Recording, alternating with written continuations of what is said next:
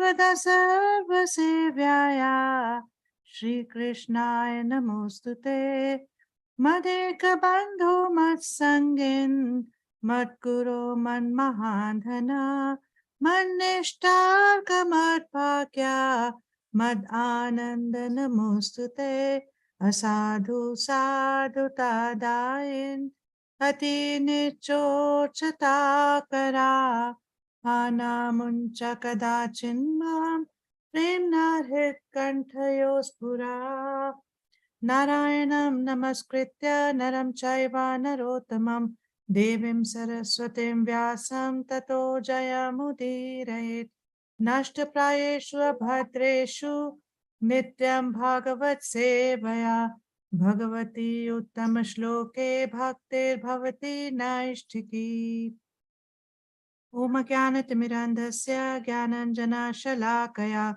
Chakshurunmilitam Yena Tasmai Shri Guruve Namah Shri Chaitanya Manobhishtam Sthapitam Yena Bhutale Swayam Rupa Kadamayam Dadati Sapadantikam Yasya Prasadadakyopi Satya Sarvakitam Rajit Yasashi Chaitanya Devo Me Bhagavan Samprasidatu Vancha Kalpatarubhyascha Kripa Sindhubhya eva cha Patitanam Pavanebhyo Vaishnavebhyo Namo Namah Jai Shri Krishna Chaitanya Prabhu Nityananda Shri Advaita Gadadhar Srivasadi Gaura Bhakta Vrinda Hare Krishna Krishna Krishna Hare Hare Hare Rama, Rama Rama, Hare Hare. Namo Vishnu Padaya Krishna Presthaya Bhutale Srimate Bhakti Vedanta Swami Niti Namine Namaste Saraswate Deve Gauravani Pracharine Nirvishesha Shunyavadi Pashate Deshatarine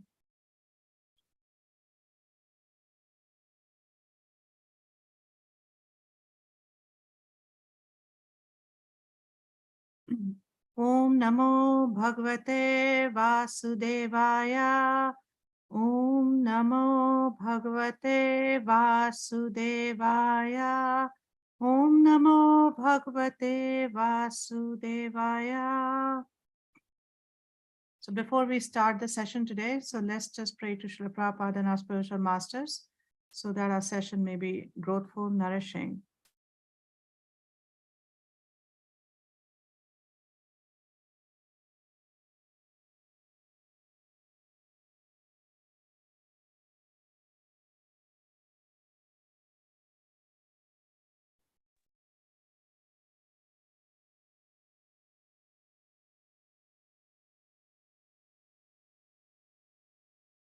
Okay. So just a quick recap of this chapter. We have covered till 25th verse. So what do you remember from first 25th verse? 25 verses that we discussed last week.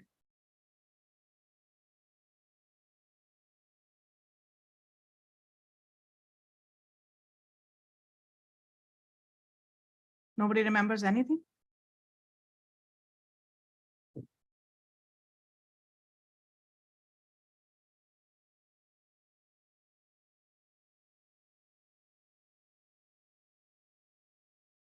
Not even a single thing from last week.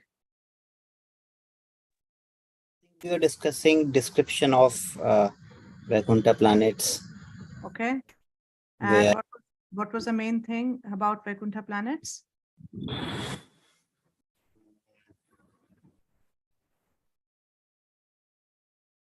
There was no envy. There's no envy, and everyone is trying to serve the Lord. There's this single pointed focus on serving the Lord and not even a desire to serve one's own senses. Everything is for the service of the Lord. Okay. What else?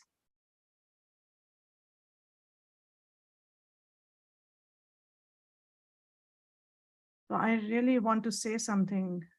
It's pretty shocking for me. So please forgive me if I offend anybody, but We are here to study Bhagavatam. We are not really here to get a degree or to get a certification. That happens as a side thing, but we are here to study Bhagavatam. So if we don't absorb ourselves, if we don't read before coming, we don't, we are not cognizant of what's really happening, then there's not much benefit in that. So when we come for a Bhagavatam class, we should at least know what's happening, what happened in the last class, and try to read up before we come so that we can absorb more and more. We can have some meaningful discussions. Because just reading this much in the class or preparing for the exam is not really the purpose of this course. The purpose of this course is to study Bhagavatam, to become absorbed in Bhagavatam. So it's my really humble request that please go back and at least look at what we have studied. If you don't get enough time to read up before the class, then at least revise what we did in the last class so that and read the text. We are very short of time. As a result, we are not able to cover whole of Prabhupada's purports. And Prabhupada has written these purports for a reason. So it really behooves all of us that we go back and read through the purports of Srila Prabhupada. So it's really my humble request. Please start doing that. Otherwise, you will get the degree of Bhakti Vaibhava, but not really benefit much from studying the course. Okay, so let's start from the 26th. Who's reading? Myself. Thus the great sages, Sanak, Sanatan, Sanand, and Sanat Kumar, upon reaching the above mentioned Vaikuntha in the spiritual world by dint of their mystic yoga performance, perceived unprecedented happiness. They found that the spiritual sky was illuminated by highly decorated airplanes piloted by the best devotees of Vaikuntha and was predominated by the Supreme Personality of Godhead. So yeah, here it is said that these sages, they reached by the dint of their mystic yoga performance. So may I humbly request at least some of you, please switch on your cameras. Some may be in a condition where they cannot, but those who can, please do so. So by the dint of their mystic yoga performance. So how do we understand that? Because in so many of Prabhupada's purports, we get to know that by yoga performance, one cannot really reach the Vaikuntha planets. So when it is said here that they reached by dint of their mystic yoga performance and perceived unprecedented happiness, what is really meant here?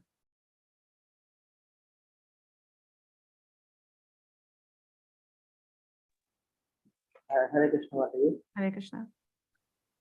Mataji, maybe by the will of Lord himself, they can enter in the Vaikuntha Loka. Or there is the one Vaikuntha Loka in this material world also. Maybe there is there. But it's tempting us, it's guiding us, it's ushering us. Yeah. Anybody else? Hare Krishna. Hare Krishna, maybe because the perfection of mystic yoga also results in bhakti, and thereby maybe through the perfection of bhakti of mystic yoga, they could have reached that stage of being able to enter the Vaikuntha planets. By some infusion of bhakti in their mystic yoga performance. Yes, so Srila Vishnu Chakravarti Thakur gives a little bit of insight into this. He says that they did not really attain that place on the dint of their own efforts, but because it was the Lord's desire by his mercy, because that's the only way to really attain Vaikuntha planets. So Lord brought them to Vaikuntha because he wanted to bestow his mercy upon them. So like that. And then this entire purport, Prabhupada talks about how, different yoga practices are done and how the rishis, the four Kumaras, reached Vaikuntha by becoming lighter than the lightest and thus passing over the space of the material world. So our acharyas also mentioned that just like, a king may sometimes invite a tiger or some animal to his, palace just for amusement. But after his amusement, then he just sends them back. He does not keep them there. So similarly, sometimes the Lord allows people like even Bhrigu or Durvasa to come to the gate of Vaikuntha, not really to keep them there, but just come there and then he sends them back. So we will see in the case of 4 Kumaras also that they don't really stay in Vaikuntha. After this whole episode is done, they will go back. And Prabhupada also will mention in one of the purports later that they returned from the gate of Vaikuntha. They did not really enter Vaikuntha. So we have to understand that. And then it's in this purport towards the end, Prabhupada says the transcendental happiness exhibited in the spiritual world and all other spiritual manifestations there are made possible by the influence of Yogamaya, the internal potency of the Supreme Personality of Godhead. And that is why they perceived unprecedented happiness. We have to remember that these people, these sages, they are impersonalists, they are perfectionists in that realization. And as a result, they are tasting Brahmananda. But once they reach the spiritual world, the happiness that they taste is unprecedented. So many times we read these statements, and we also read in NOD that how Brahmananda is nothing compared to the spiritual happiness, and we can see it here. Yes, Radhakesha Prabhu, you have a comment, question? Yes, Mataji. Mataji, you told that 4 Kumaras didn't enter the Vaikuntha. At the same time, they were at Vaikuntha. So what the significance there? At the gate of Vaikuntha, because people might question that, how were they able to reach Vaikuntha if they had no bhakti? Because we come to know that they only become devotees when they smell the tulasi from the lotus feet of the Lord. That was after they reached the gate of Vaikuntha, right? So some people might question that how did they reach all the way till Vaikuntha? So that is why our acharyas clarify, and even Prabhupada clarifies later that, and also some people might say that if they reached Vaikuntha, how they came back? How was it possible for somebody from Vaikuntha to come back? So that's why the acharyas and Prabhupada explain that they reached up to the gate of Vaikuntha, they did not really enter Vaikuntha. So you mean that Lord came outside the gate? Yes, Lord came to we'll read this. Just wait for some time. Today we are going to read this entire pastime, God willing. So, so in that we will see how the whole pastime unfolded. Is that okay? Yes, Mataji. Okay, who's reading next? 27.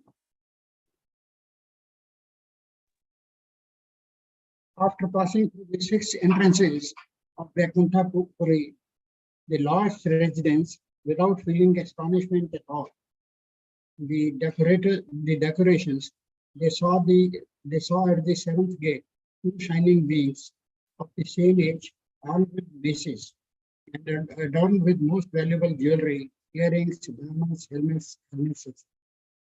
Yeah. So now they have crossed the 6 entrances of Vaikuntha and they've reached the 7th gate. So Prabhupada in the purport mentions that the sages were so eager to see the Lord within Vaikuntha Puri that they did not care to see the transcendental decorations of the 6 gates, which they passed by one after another. So they were so eager that we are going to take darshan of the Lord that they did not really care what the decorations were. So it's really sweet. I mean, we can actually learn a lot from this, that, that should be the eagerness. We should try to develop this kind of eagerness to see the Lord. The significance of the dormants being of the same age is that in the Vaikuntha planets, there is no old age. So one cannot distinguish who's older than whom. And the inhabitants of Vaikuntha are decorated like the Supreme Personality of Godhead, Narayan, with Shankha, Chakra, Gada, and Padma. So this was Prabhupada's purport to 27. 28. The 2 dormant were garlanded with fresh flowers, which attracted intoxicated bees, and which were placed around their necks and between their 4 blue arms. From their arched eyebrows, discontented nostrils, and reddish eyes, they appeared somewhat agitated. Yeah, so they have not said anything, they've not opened their mouth, but just by seeing their face, the 4 Kumaras could gauge that they were agitated. Like it is said that the face is the index of the mind. If there's something going on in the mind, the face reflects it. So they could see that these gatekeepers are agitated. So, and this is what will force them to react. Their face, even though they, just by seeing them, they can understand that, okay, these people are agitated. And that was the first impression. That's the first impression, just seeing, okay.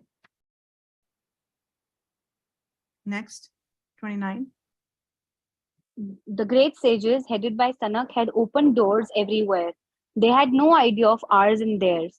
With open minds, they entered the seventh door out of their own will, just as they had passed through the six doors, which were made of gold and diamonds. Yeah, so it's being said that they had no idea of ours and theirs. That means they were completely free from false ego. There was no duality in their consciousness. And Prabhupada in the purport says, the great sages, namely Sanak, Sanatan, Sanandan, and Sanat Kumar, although very old in years, maintained themselves eternally as small children. They were not at all duplicitous, and they entered the doors exactly like little children enter places without any idea what is it to trespass. That's a child's nature. A child can enter any place and no one checks him. So this is exactly the mindset they have. That nobody should be able to check us. We are like small children. We can just go wherever. And they've already crossed the 6 doors of Vaikuntha. So now they are just trying to walk through the 7th door. So Prabhupada towards the end says that an ordinary child would cry, but because they were not ordinary children, they immediately made preparations to punish the doorman when stopped. For the doorman had committed a great offense. Even to this day, a saintly person is never checked from entering anyone's door in India. Things might be a little different now, but the times Prabhupada is referring to, this was mostly true. So now they have come to they are trying to enter the 7th door where these 2 doorkeepers are standing. 30th. The 4 boy sages, who had nothing to cover their bodies but the atmosphere, looked only 5-year-old, even though they were the oldest of the all living creatures and had realized the truth of the self. But when the porters, who happened to possess this position quite unpalatable to the Lord, saw the sages, they blocked their way with their staffs, despising their glories, although the sages didn't deserve such treatment at their hands. Yeah, so here it is mentioned that they happen to possess a disposition quite unpalatable to the Lord. What is that disposition, and which is unpalatable to the Lord? These gatekeepers had a disposition which was unpalatable to the Lord. They were naked. They were naked. Probably not. What else?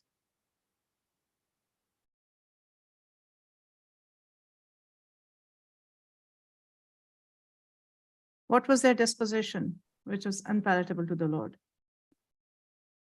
Like it was mentioned, they were agitated. They were agitated, yes. And even more than that is,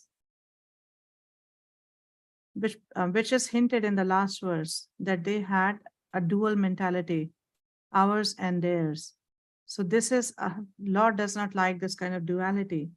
This is a similar kind of disposition that we see in Bhagavad Gita 1.1 when, the Dhritarashtra asks, what did the sons of Pandava and Kurus? He completely makes a distinction between us and them. So this is very, very displeasing to the Lord that, making such kind of distinctions. So, and they are gatekeepers at Vaikuntha. They are not ordinary personalities.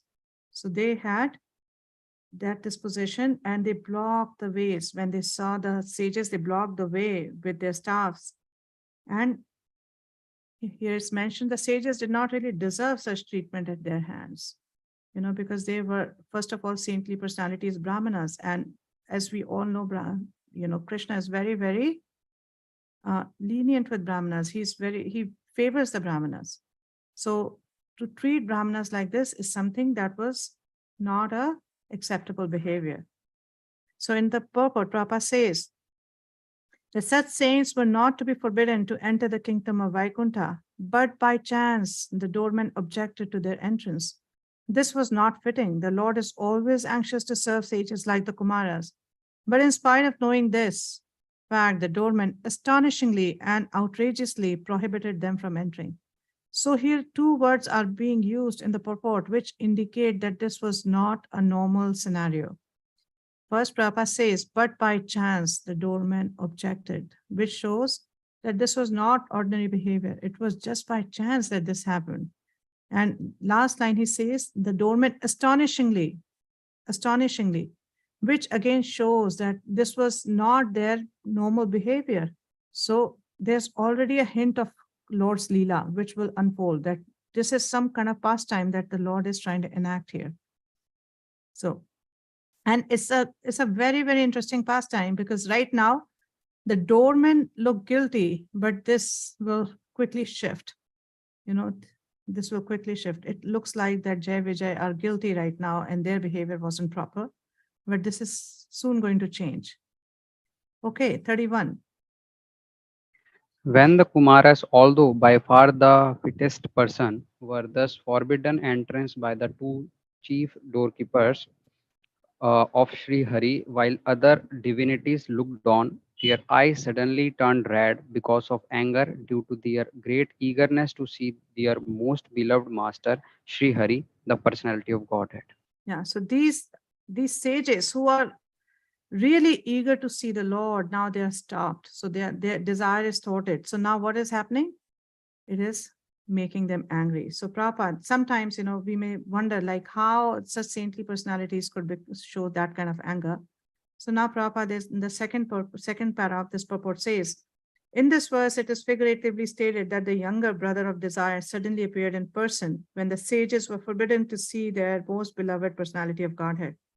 The younger brother of desire is anger. If one's desire is not fulfilled, the younger brother anger follows. And few lines later, he says, anger will continue even in the liberated state. These four mendicant brothers, the Kumaras, were considered liberated persons, but still they were angry because they were restricted in their service to the Lord. The difference between the anger of an ordinary person and that of a liberated person is that an ordinary person becomes angry because his sense desires are not fulfilled.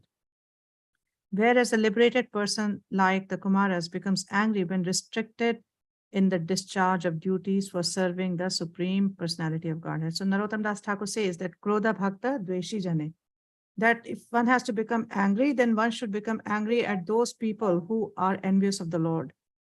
So here also we see that this kind of anger is justified because it is stopping them from their service to the Lord. So Prabhupada is saying that not all kind of anger is bad. Sometimes you may think that, okay, why would a saintly person get angry? Not all anger is bad. And here he's implying that anger is binding if false ego is involved. If it is for my sense gratification, then it is binding. So when getting angry, one has to see who's actually in the center of our consciousness. Are we getting angry because our desire is not fulfilled? Or is it because our desire to serve the Lord is not fulfilled? So there is a very subtle difference. If it depends on the consciousness, whether the anger would be binding or not. So, and towards the end of this purport, Prabhupada says, sense activities continue even in the liberated stage.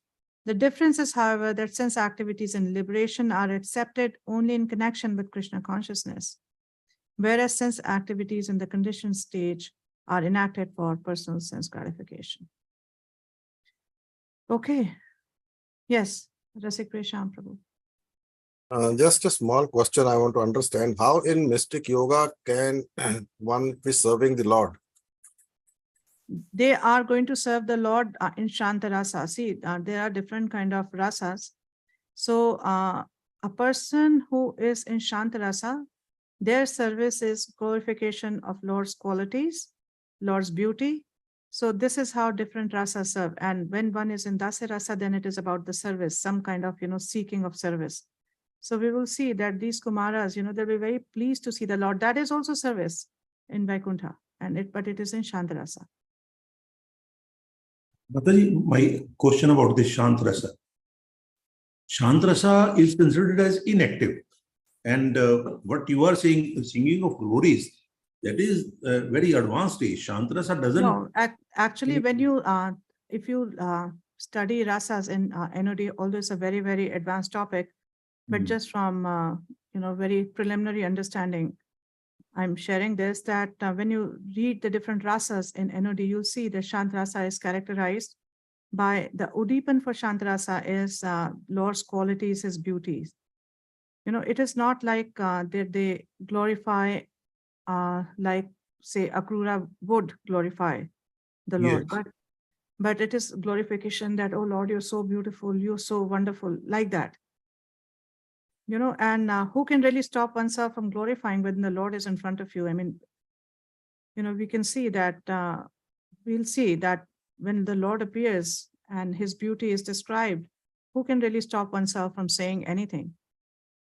It is true, Mataji. Sometimes in Shantrasa, somewhere, I don't remember where, but trees are also considered as, Vrindavan trees are considered as having Shantrasa. See, when there is a, attachment with the Lord, but there's no active service involved. So that's what I'm saying. yeah, so but glorification is not active service. Active service. Mataji, glorification is active service. Because No. prayer, glorification. No, that's why I'm distinguishing between Vandanam and this kind of glorification. Glorification is Mataji, prayer. No, glorification like, oh Lord, you're so beautiful. I mean, just that much, not really intense glorification like Vandanam. Then it is in Shantarasa. Can we understand that it could be an internal glorification? It could be an internal, it could be spoken, but just like, when you see the Lord and you are really like, really amazed by his beauty, and then, you just spontaneously say, oh, you're so beautiful, Lord. And, so this is passive glorification. Like active glorification in Vandanam is when you go on. It is not just like, you stop by saying that, okay, you are very beautiful, oh Lord. When you go on and you keep talking about his leelas, this, that is active glorification. Is that okay? It is a deep subject. Yeah, rasa is a very deep subject. That's why I said I have a very preliminary understanding of this.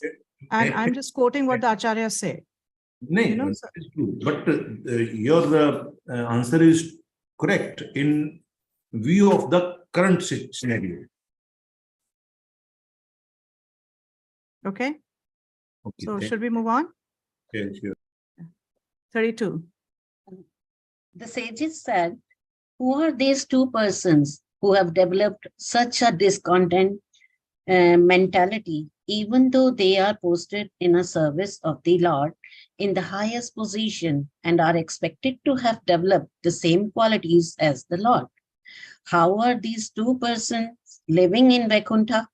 Where is the possibility of an enemies coming into the kingdom of God? The Supreme Personality of Godhead has no enemy.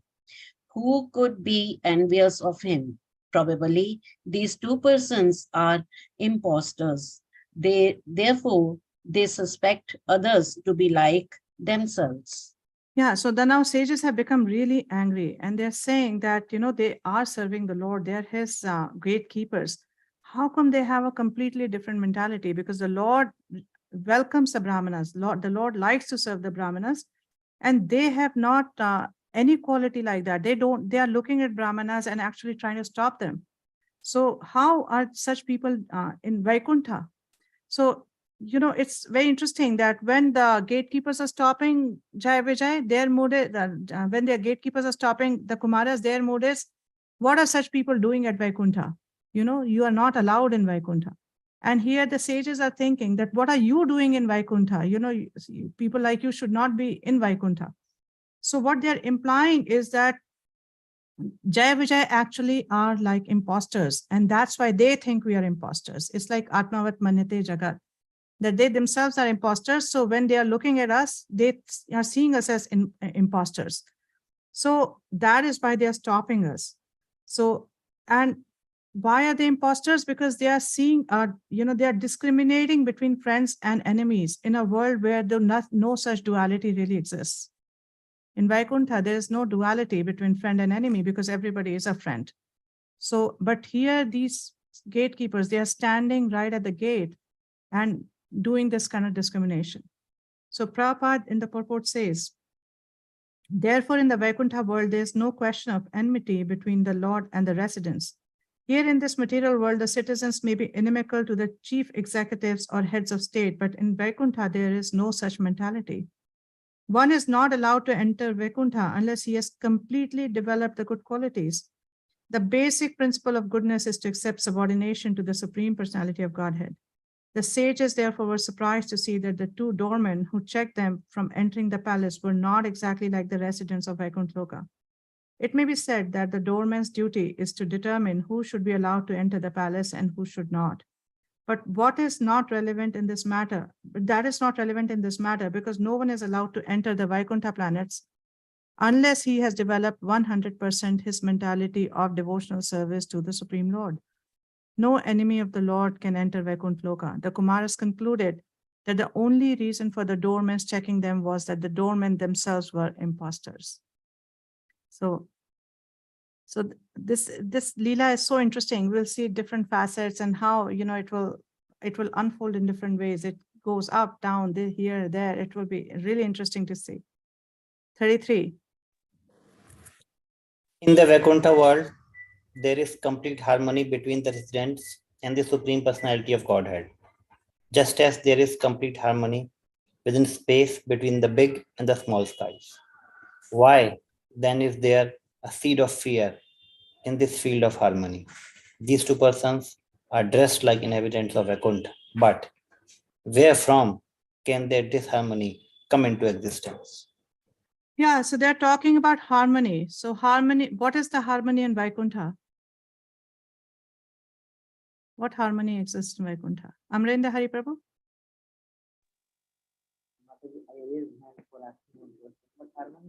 I can't hear you, Prabhu. You need to be a little loud. For asking the question, but you are asking that harmony means there's no enmity between each other. That's called No, harmony. enmity, yes. And little more. Priya Satyabhama? Mataji, since there is no enmity, there is no enviousness, the relationship between everybody is cordial in the sense they all consider themselves servants of the Lord. So in that manner, all the services and everything go on very smoothly. There is no disconnect, so to say. Yes. Yeah, there is this oneness in desire. Everybody wants to just serve the Lord. And oneness, and this is actually the essence of Vaikuntha. There is. And why is there this oneness? Because they all love the Lord. Due to love, there is this oneness that, we only want to serve the Lord. There is no other desire except for that. You had a question? Yes, Mataji. Yes. Mataji, in the previous purport, it's written that 4 Kumaras are liberated souls. So Mataji, the definition of liberation is Mukti Hitva Anetha Gum Swarupena Avasthita. So they are on the platform, they are situated in their Swarup or in any rasa, or they are like Brahmabhuta Prasanatmana Shochati. Brahmabhuta Prasanatmana Shochati na Kankshati. That's the level. That's what Prabhupada is meaning here when he talks about liberation. That they have realized Brahman. So they are on Brahmabhuta Prasanatma's stage. Okay. They are not able to, they are not as advanced to get there as the 5 type of mukti or Salokya or Samipya Sati. Sayujya maybe, but not others yet. But they will soon come to that. Okay. They are on the level of Sayujya Mukti. Brahma realized. They are impersonalists. Yeah. So because rest of the muktis are all personal muktis. The only one which is an impersonal mukti is Sayujya Mukti. Yes, Mataji. So they are impersonalists so far. Okay, that's why it's written they are liberated soul. Yes. Thank you. Okay. So Prabhupada in the purport mentions in the first paragraph, All living entities who are residents of material universes are considered to be more or less criminals because they do not wish to abide by the order of the Lord and they are against the harmonious activities of God's will. The principle of creation is that the Supreme Lord, the personality of Godhead, is by nature joyful. He becomes many, Eka Bahusyam. He becomes many in order to enhance his transcendental joy. The living entities, like ourselves, being part and parcel of the Supreme Lord, are meant to satisfy the senses of the Lord. Rishikesh, Rishikena Sevanam Bhakti Ruchyate. And thus, whenever there is a discrepancy in that harmony, immediately the living entity is entrapped by Maya or illusion. So, and in the second paragraph, he says, in the Vaikuntha world, there's no disharmony between the Lord and the residents. Therefore, God's creation in the Vaikuntha world is perfect. There is no cause of fear. The entire kingdom of God is such a completely harmonious unit that there is no possibility of enmity. And in the second last paragraph of this purport, Prabhupada says that there is no cause for politics of divide and rule in the Vaikuntha planets. There is no fear because of the united interest of the Lord and the residents. Maya means disharmony between the living entities and the Supreme Lord. And Vaikuntha means harmony between them. Actually, all living entities are provided for and maintained by the Lord because he is the supreme living entity. And then he says in the last sentence of this paragraph, as soon as this rebellious condition prevails, the material world will continue in disharmony. What is the rebellious condition? That everything is void and there may be a God, but he has no form. These kind of, till the time these kind of conceptions are continuing, the material world will continue in disharmony. And towards the last, he says, in the material world, in the spiritual world, this religious principle of Krishna consciousness is maintained in harmony, and therefore that world is called Vaikuntha. If the same principles can be adopted here, wholly or partially, then it is also Vaikuntha. So it is with any society, such as the International Society for Krishna Consciousness. If the members of ISKCON, putting faith in Krishna as the center, live in harmony according to the order and principles of Bhagavad Gita, then they are living in Vaikuntha, not in this material world. So here it is implied that if we really want to please Krishna, then we have to put faith in Prabhupada's instructions, as he has told us what really we need to do to please Krishna. And then there is going to be complete harmony. So if we see this, disharmony around us, so this is a question that, are we really following the instructions of Srila Prabhupada? Are we trying to live as he has instructed according to how a devotee should live, just to please Krishna? So if that is not happening and I'm seeing disharmony everywhere, then maybe there's something that tweaking needs to be done in my own consciousness first. So, I have to first develop this desire to serve the Supreme Personality of Godhead and do everything to please him. Okay, so let's move on. 34. Therefore, let us consider how these two contaminated persons should be punished. Punishment should be apt for thus benefit can eventually be bestowed upon them. Since they find duality in the existence of Vaikuntha life, they are contaminated and should be removed from the place and placed to the material world, where the living entities have three kinds of enemies. Yeah, so now the sages are deciding that these two gatekeepers don't really belong in Vaikuntha. They are misfits here. So they belong in a place where enemies exist. So their place is the material world. They should actually be placed in the material world. So Prabhupada in the purport mentions that it is stated that as long as a living entity is pure, he is in complete harmony with the desires of the Supreme Lord. But as soon as he becomes impure, he is in disharmony with the desires of the Lord. By contamination, he is forced to transfer to this material world, where the living entities have three enemies, namely desire, anger, and lust. These three enemies force the living entities to continue material existence, and when one is free from them, he is eligible to enter the kingdom of God. One should not, therefore, be angry in the absence of an opportunity for sense gratification. And one should not be lusty to acquire more than necessary. So strong words. Now, if we are angry at the absence of an opportunity for sense gratification, and if we are having this lusty desire to acquire more than necessary, then what should be done? Prabhupada here is saying that one should not have that. So if that is there, then what should be done? Use them in the service of the Lord.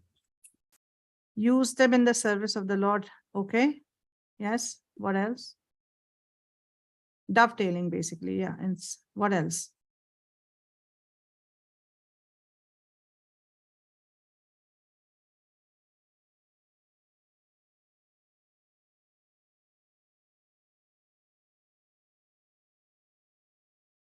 You people are very quiet today.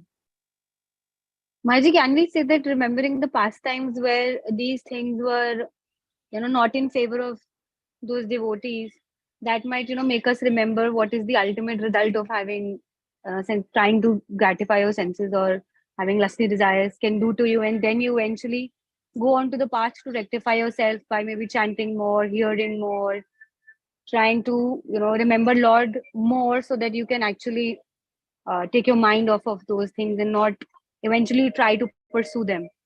Yeah, good.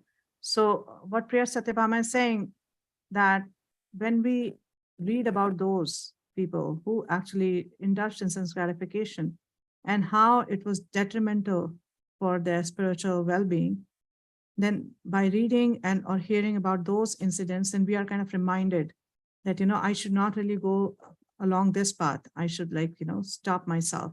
So yes, that's how reading and, reading and hearing helps, that we have a reference point. It gives us a reference point that, okay, if I did this, this is what this person did and look at the result. So if I do something similar, then that will be the result that I'll also have to face. Yeah, and also some level of introspection and contemplation that, that, okay, just first is acknowledgement that these are the desires that are in my heart. This is what I really desire at this point in time. So first is to introspect and acknowledge that these kind of desires really exist. And then to perform sadhana bhakti, and hearing and reading about the Lord and his glories is part of that sadhana bhakti. And then to perform intense sadhana bhakti, and also, not just whimsically, but also in the guidance of a spiritual authority who can really guide us what we really need to focus on right now. So that really helps. Continuing, in this verse, it is clearly stated that the two doormen should be sent into the material world where criminals are allowed to reside. So quite nicely said, where criminals are allowed to reside. So we all are criminals. Sometimes we look at others and they seem to be really bad, like, oh, Krishna, this person is so horrible. So we have to remember that we all are criminals in this material. If we are in the material world, we are criminals, unless and until we have been sent by the Lord for a specific mission. So we are all criminals. And when we point fingers at others, it is a case of pot calling kettle black, that, see, look at him, he's so bad. But since we are also in the same situation, that just shows that we are no better. So, and then Prabhupada says that the basic principle, since the basic principles of criminality are sense gratification, anger, and unnecessary lust, persons conducted by these three enemies of the living entities are never promoted to Vaikuntha Loka. So this is what these sages are saying, that they actually have they are impacted by these three enemies. So they don't really belong here.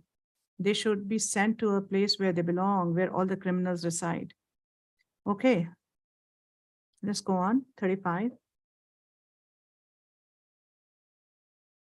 When the doormen of Vaikuntha Loka, who were certainly devoted to the Lord, found that they were going to be cursed by the Brahmanas, they at once became very much afraid and fell down at the feet of the Brahmanas in great anxiety. For a Brahmana's curse cannot be contracted by any kind of weapon. Yeah, so now these doormen, they realize that, oh, these sages have become angry and they're about to curse us. So they become very afraid and they fall down and start begging for forgiveness. And they are in great anxiety that we are going to be cursed. So Prabhupada in the purport says, although by chance shows that this was not normal, the doorman committed a mistake. By checking the Brahmanas from entering the gate of Vaikuntha, they were at once aware of the gravity of that curse. There are many kinds of offenses, but the greatest offense is to offend a devotee of the Lord, especially to blaspheme a devotee, and then to broadcast that blasphemy is even worse. You know, that you blaspheme a devotee, that is really bad enough. And then to broadcast that blasphemy is the worst thing that you can do. So, in many places we hear this warning comes again and again. Mahaprabhu also says that this is like a mad elephant offense. So one should be very careful. So they realize that we have offended these Brahmanas. So we will be cursed, and the result is going to be extremely detrimental for us. Next. 36. After being cursed by sages, the doorman said, "It is quite apt that you have punished us for neglecting to respect sages like you.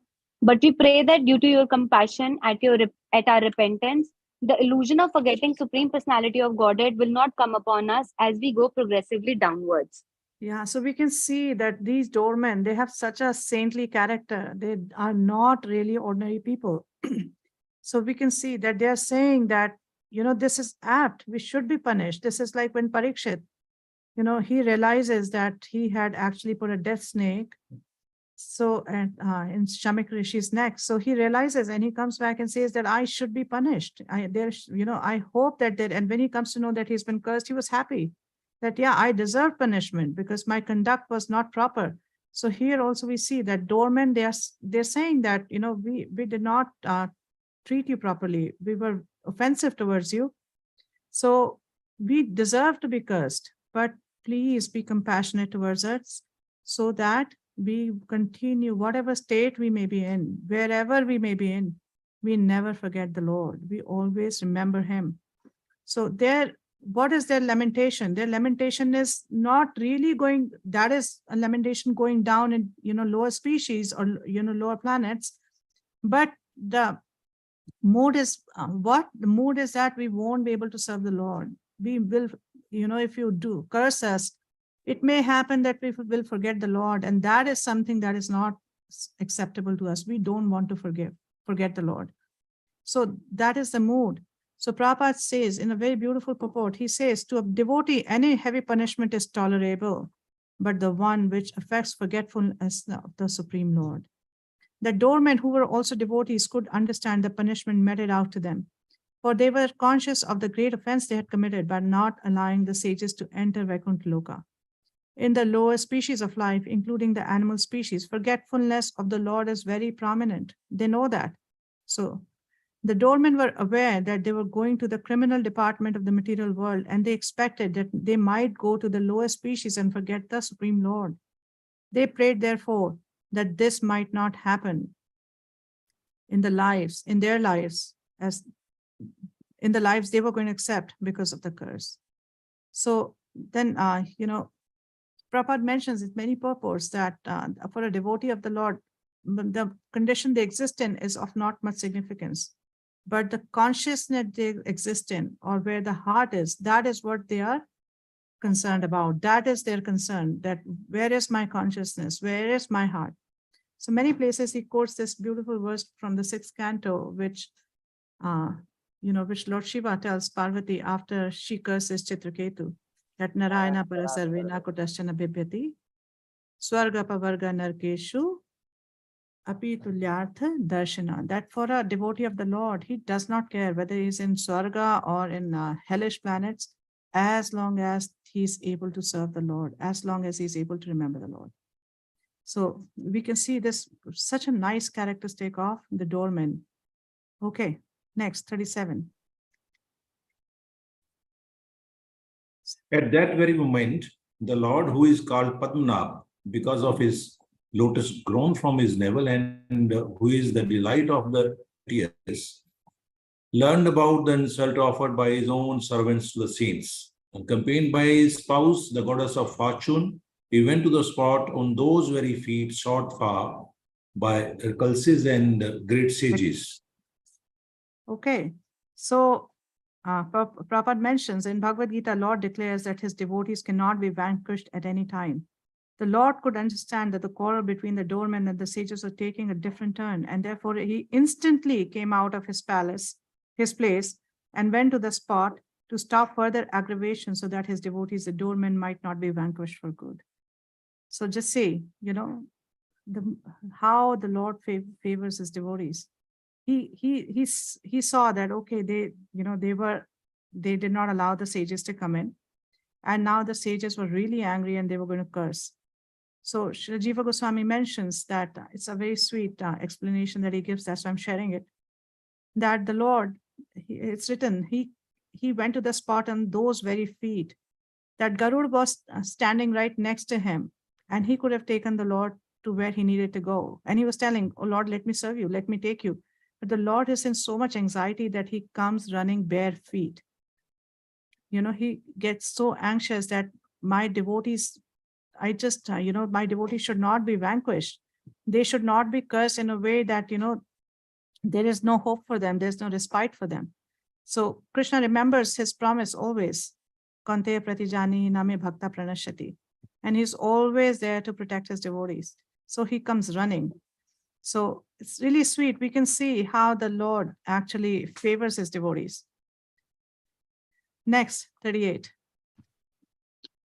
The sages headed by Sanak Rishi saw that the Supreme Personality of Godhead, Vishnu, who was formerly visible only within their heart in ecstatic trance, had now actually become visible to their eyes. As he came forward, accompanied by his own associates, bearing all paraphernalia such as umbrella and chamar fan, the white bunches of hair moved very gently, like two swans, and due to their favorable breeze, the pearls guarding the umbrella also moved, like drop of nectar falling from the white full moon of ice melting due to the gust of wind. Yeah, so now these sages who'd been seeing the Lord in their heart are having sakshat darshan of the Lord. Now they can see him face to face. So Prabhupada will quote that Premanjana Churita Bhakti Vilochanena. It is because now there is some kind of devotion arising in their heart, and now they're able to see the Lord. And we will see in the coming verses that how they first smelt this, the tulasi, and that's how the devotion arose, and they were able to see the Lord. And also we'll get to see that these sages will take a humble position, and that it will be reinforced that humility is the eye that is required to see the Lord. If, without humility, one cannot really have darshan of the Lord. So we'll see that in the purport, Prabhupada says that the meditators who are very fortunate can see the Vishnu form of the Lord within their hearts by following the yogic process. But to see him face to face is a different matter. This is only possible for pure devotees. The Kumaras, therefore, upon seeing the Lord, came forward with his associates, who were holding an umbrella and a chamar fan, were struck with wonder that they were seeing the Lord face to face. And then Prabhupada quotes Premanjana Churita. It is said that in the Brahma Samhita, the devotee is being elevated in the love of God, always see Shyam Sundar, the Supreme Personality of Godhead, within their hearts. So, Yam Shyam Sundar Achinta Guna Sarupam Govindam Adi Purusham Tamaham Bhajami. And the last line of this purport, Prabhupada says that the devotee constantly sees the Lord within his heart, and in a more mature stage, one can see the same Lord directly as we see everything else. So here the Jiva Goswami comments that the Lord, he's come barefoot because he knows that these sages have become angry, not being able to see him, have his darshan. So he says that, okay, I will go barefoot, and there are two reasons given. One is because he's in a hurry. And second, that he knows that these sages desire to see my lotus feet. So let me go bare feet so that they can see my lotus feet, they can be pacified, and this whole, this whole cursing process will not be as intense as it could be. So that's why he goes barefoot, just to show them his lotus feet. 39. The Lord is the reservoir of all pleasure. His auspicious presence is meant for everyone's benediction, and his affectionate smiling and glancing touch the core of the heart. The Lord's beautiful bodily color is blackish, and his broad chest is the resting place of the goddess of fortune, who glorifies the entire spiritual world. The summit of all heavenly planets. Thus it appeared that the Lord was personally spreading the beauty and good fortune for the spiritual world of the spiritual world. So when they see the Lord, they are mesmerized and they can see that he's so beautiful. So Prabhupada in the purport says that when the Lord came, he was pleased with everyone. He came and he was smiling. And he was spreading the beauty and good fortune of the supreme world. So he was pleased with everyone. And the Lord knew that even the offensive doormen were his pure devotees, although by chance they committed an offense at the feet of other devotees. So then Prabhupada warns that, how this mad elephant offense can murder one's position in devotional service. He says murder. So the Lord, being equal to all and being especially inclined to his devotee, looked as mercifully at the offenders as at the offended. The attitude of the Lord was due to his unlimited quantity of transcendental qualities. His cheerful attitude towards the devotee was so pleasing and heart-touching that his very smile was attractive for them. So when the Lord appeared, that Acharya says, when the Lord appeared, and the Kumaras are very happy to see him. But at the same time, they realize that Lord himself has come to protect his doorkeepers. That means these doorkeepers are very dear to him. So maybe we have actually committed an offense against these doorkeepers. So they are kind of worried. But when they see the Lord smiling, then they are a little pacified that, oh, he's smiling. So maybe he's not really angry with us. Maybe that's not what the Lord is feeling. So the Acharyas point out that the Lord actually pacified everyone with his affectionate glance. So we heard the glories of the glance of the Lord, that, with his glance, he accompanies so many things. So actually, he was able to pacify everyone's heart with that glance. Annalila Mataji, you have something to say? I have a question. Like, few minutes before there was discussion that these Kumaras, they are impersonalists, and now this Lord's form is being described and discussed, and as it says that it's pacifying and it's illuminating. So how is that after seeing such personal form, one still, was it like the Kumaras chose to remain impersonalist, or that was the Lord's arrangement? Or After this episode, the Kumaras would no longer be impersonalists. They will become devotees. So this is going to be clarified, that when they reached the gate, they were impersonalists. But once they smelled the tulasi from the Lord's lotus feet, they became devotees. Then there was no going back to impersonalism, because they saw and they were deriving so much, like we read in some previous verses, that they were deriving unprecedented spiritual happiness. They had never tasted. And once you get the higher taste, there's no going back to lower taste. So after this, they are not impersonalists anymore. Prabhu. thank you. Mataji, we read that they were anxious to see the Lord when they were going.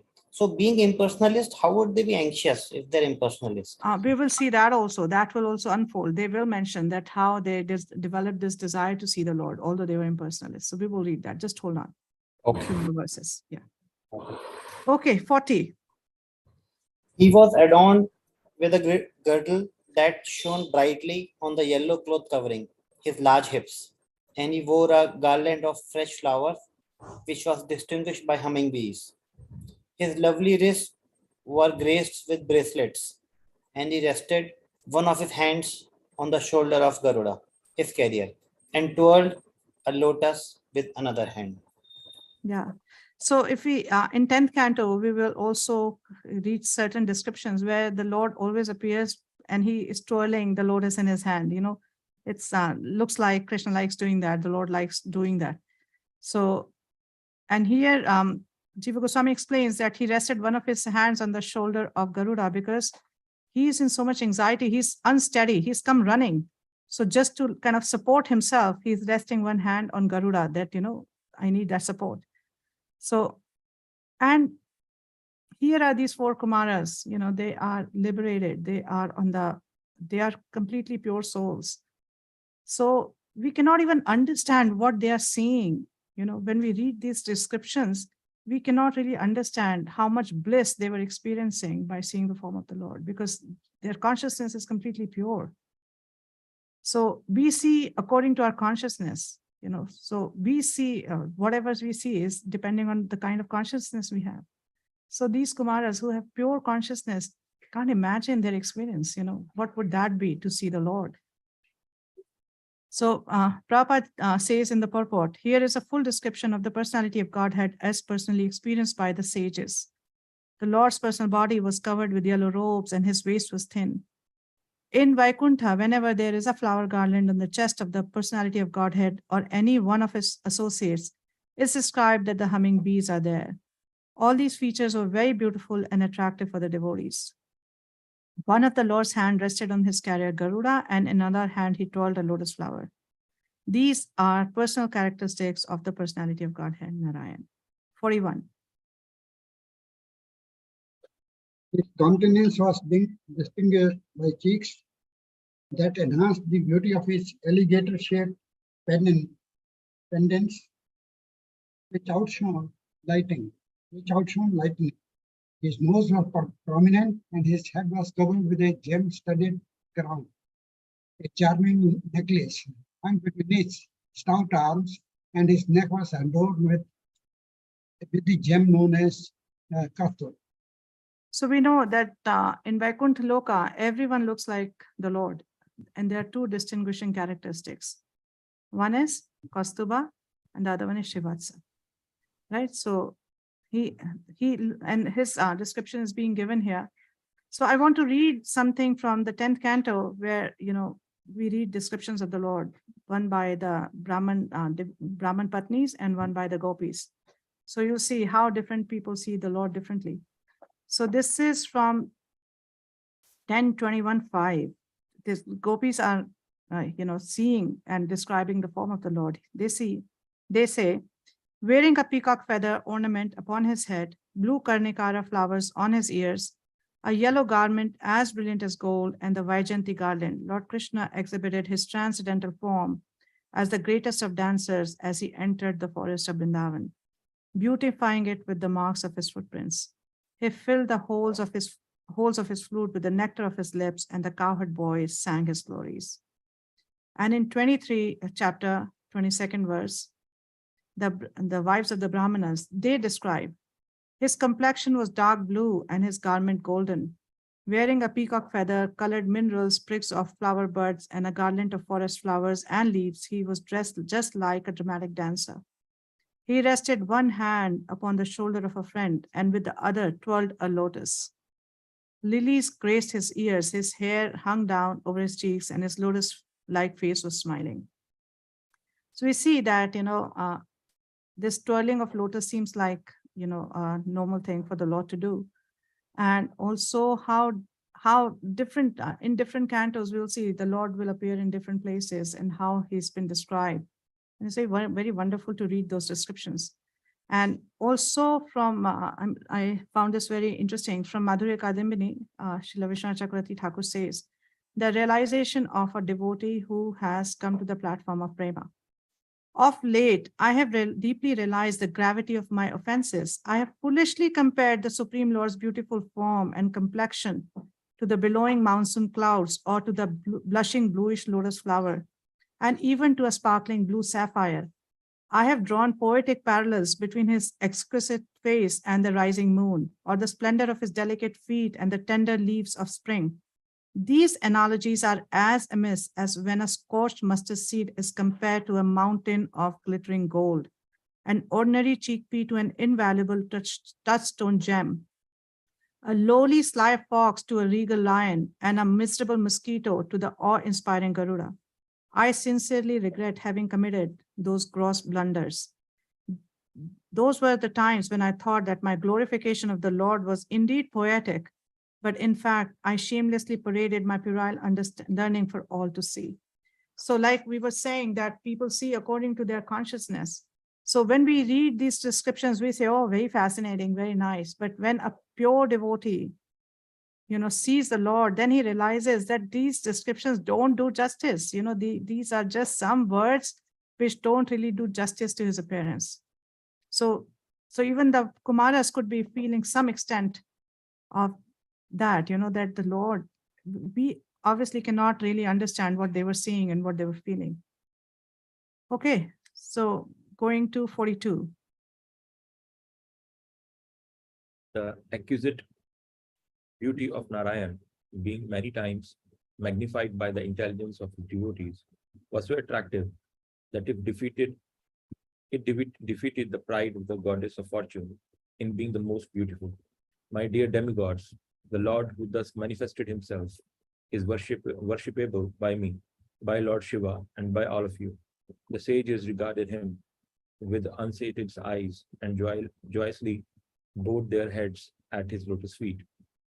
So here we see that there is a transcendental competition between the beauty of the Lord and the goddess of fortune. So it is saying that the exquisite beauty of Narayan being many times magnified by the intelligence of his devotees. So these devotees who are like topmost sages, when they see the Lord, his beauty is so magnified. And then he says that and it was so attractive that it defeated the pride of the goddess of fortune in being the most beautiful. So now it is said, my dear demigod. So who's speaking this verse? Who's speaking this verse? Who's saying, my dear demigods? Lord Brahma. Lord Brahma. Yes, Lord Brahma is describing this pastime. So he's saying, so Prabhupada in the purport says that the beauty of the Lord was so enchanting that it could not be sufficiently described. The goddess of fortune is supposed to be the most beautiful sight within the spiritual and material creation of the Lord. She has a sense of being the most beautiful, yet her beauty was defeated when the Lord appeared. In other words, the beauty of the goddess of fortune is secondary in the presence of the Lord. In the words of Vaishnava poets, it is said that the Lord's beauty is so enchanting that it defeats hundreds of thousands of cupids. He is therefore called Madan Mohan. It is also described that the Lord sometimes becomes mad after the beauty of Radharani. Poets describe that under these circumstances, although Lord Krishna is Madan Mohan, he becomes Madan Daha, or the enchanted by the beauty of Radharani. Actually, the Lord's beauty is super excellent, surpassing even the beauty of Lakshmi in Vaikuntha. The devotees of the Lord in the Vaikuntha planets want to see the Lord as the most beautiful, but the devotees in Gokul or Krishna Loka want to see Radharani as more beautiful than Krishna. The adjustment is that the Lord, being Bhakta Vatsal, or one who wants to please his devotees, assumes such features so that his devotees, like Lord Brahma, Lord Shiva, and other demigods may be pleased. So we see that, this is such a sublime characteristic of the Lord, that he knows that my devotees want to see Radharani to be more beautiful than me. So that's the feature he exhibits. Ye yathamam prapadante tam satheva bhajamiham. So he appears to a devotee as the devotee wants to see him. So, they should actually act like, when we read such statements, they should act like incentive for us to develop this deep desire to see the Lord, to serve him, to see Radharani and to serve her. So these statements should actually impel us to become more fixed in our sadhana, to become more serious in our practice. So when we read this should actually drive us to do that. Okay, 43. When the breeze carrying the aroma of tulsi leaves from the toes of the lotus feet of personality of Godhead entered the nostrils of those sages, they experienced a change both in body and in mind, even though they were attached to the impersonal Brahman understanding. So this is what happened. When the Lord was approaching, they could smell the tulsi which was offered at his lotus feet. And the aroma was not just tulsi, but also of the lotus feet of the Lord. So when this mixed aroma entered their nostrils, they became transformed because that aroma just entered and took control. So Vishnu Thakur says that, one may ask that who asked this aroma to enter? Who gave the permission? But, nose is such, the nostrils are such that you cannot really, stop them from smelling something. The aroma can freely enter. So this aroma entered, and as a result, they became completely transformed. And these sages who were attached to impersonal Brahman understanding became devotees. So this reminds us of a verse from the first canto, which is Atma Ramas Chamunyo, Nirgranthabit Urukrame, that, even Atma Ramas, they like to hear about the Lord. They like, although they're Atma Ramas, self-satisfied, but they still want to see the Lord. They still want to, know about the Lord. They still want to hear about the Lord. So here are these impersonalists. And when they saw the Lord, they became completely transformed. The Brahmananda that they were experiencing became tuchhavat. It became insignificant in comparison to the bliss that they started experiencing now. So Prabhupada in the purport says that because of the fragrance of his lotus feet carried by the air mixed with the aroma of tulsi, their minds changed. Instead of becoming one with the Supreme Lord, they thought it wise to be devotees. Becoming a servitor of the lotus feet of the Lord is better than becoming one with the Lord. And both Sridhar Swami and Jiva Goswami actually comment, and they say that the bliss of devotional service to the Lord is much greater even than the bliss of directly seeing. So that's, if you remember correctly, we were discussing this last week, that I think it was Rukmini or somebody who said that Prabhupada is not in the spiritual world. He's not in Goloka. He's in some other planet serving. So when we read such statements from our acharyas, that the bliss of actually serving the Lord is lot more, it's greater even than seeing the Lord face to face. So then we can, then that statement is actually something which is not surprising at all, that the devotees would choose to serve the Lord instead of just seeing the Lord. Okay, 44. The Lord's beautiful face appeared to them like the inside of a blue lotus, and the Lord's smile appeared to be a blossoming jasmine flower. After seeing the face of the Lord, the sages were fully satisfied, and when they wanted to see him further, they looked upon the nails of his lotus feet, which resembled rubies. Thus, they viewed the Lord's transcendental body again and again, and so they finally achieved meditation on the Lord's personal feature. Yeah, so now the Lord has appeared in front of them and they are looking at the Lord. So they are so bewildered by his beauty that they don't know where to look. Sometimes they look at his feet, sometimes they look at his, arms, sometimes they look at his nails, sometimes they look at his face, and they are not able to see him simultaneously, the entire, the entire appearance of the Lord. They are so bewildered, where to look, what to see, what not to see. So this is the state these sages are in. And now they have become devotees. Now there is no more meditation on his impersonal feature. 45.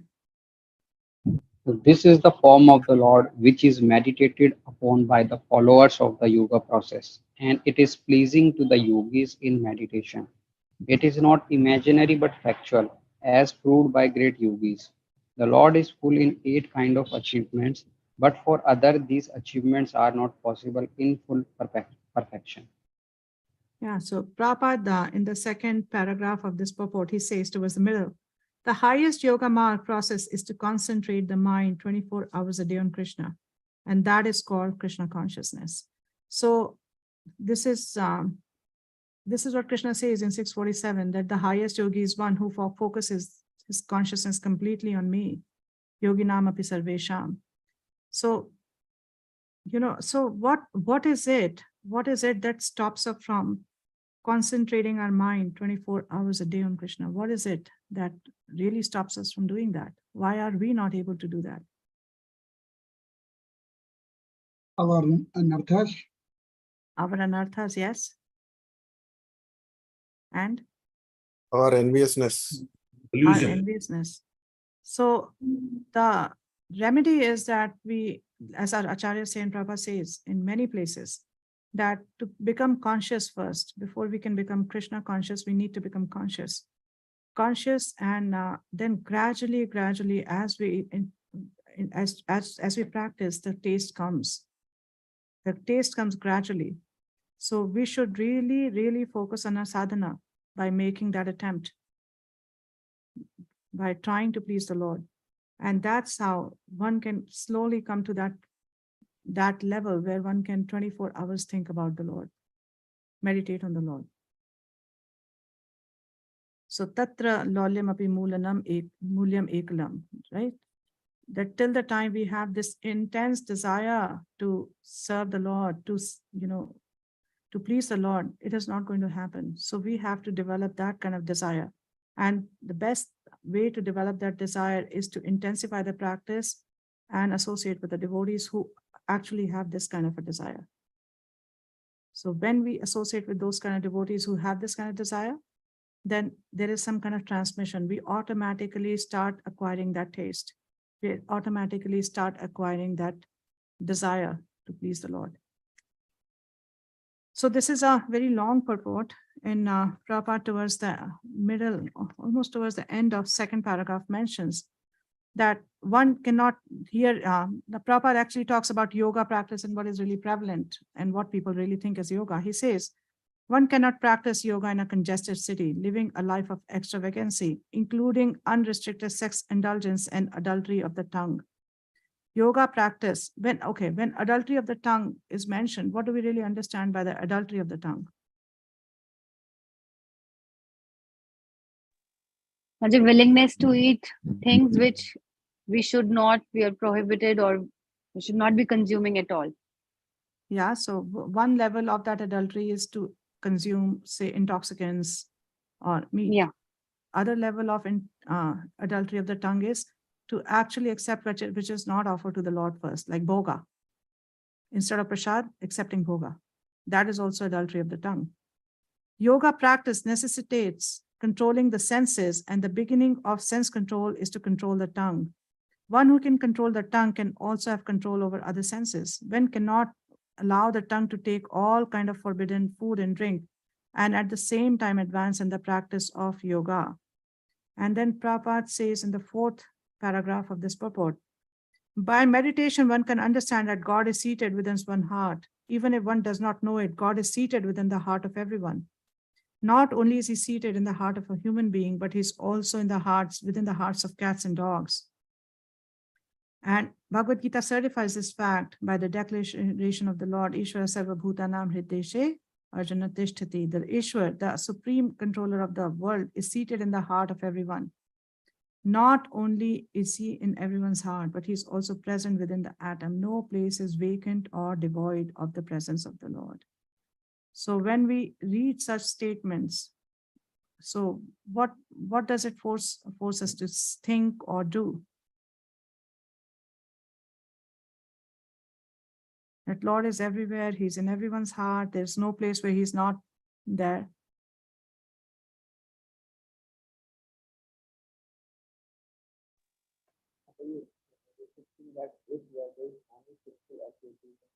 I can't hear you, Prabhu. You need to be a little loud. When we do any sinful activity, then at that time we can say that Krishna is watching, Krishna is seeing, Krishna is everywhere. Okay, so from what I could hear, I think you were saying that, it makes us conscious not to commit any sinful activities because Krishna is everywhere. Is that right? Yes, ma'am. Yes, Mataji. Anybody And else? whatever is going on in my life, it is censored by Krishna, we can also say. Okay, so whatever is going on with my life is actually his plan, his sanctioned by him. What else? Also, that if we do any service, then the Lord is seeing. We don't have to go and show to a special master or to someone that, I am the one who is doing the service. He's present everywhere and he's seeing what service we are doing, with what intention. He's witnessing everything that we are doing. We don't really need to advertise. Okay, what else? Basically, it should help us to surrender. Okay, in what way? In understanding our true position, and so knowing that he is everywhere and we are actually subordinate to him, and that's our true position on as being the servitor of the Lord, that we should surrender unto him and place ourselves under his lotus feet. Yeah, and also it kind of makes us, aware of the fact that we are being seen. He's the seer and we are seen. So we might as well act in a way where, he would want to see us. He would want to, like his Divine Grace Bhakti Siddhanta Saraswati Thakur says that, don't be eager to see Krishna. Perform in a way that he's eager to see you. So when we read such statements, then we are also made aware of that. Okay, and now this is, I don't know which paragraph is this. Hold on. 1, 2, 3, 4, 5. In the 7th paragraph, Prabhupada says, a person in full Krishna consciousness acts by the dictation of Krishna. In the beginning of Krishna consciousness, dictation is received through the transparent medium of the spiritual master. But when one is sufficiently trained and acts in submissive faith and love for Krishna under the directions of the bona fide spiritual master, the dovetailing process becomes more firm and accurate. What do we understand by dovetailing?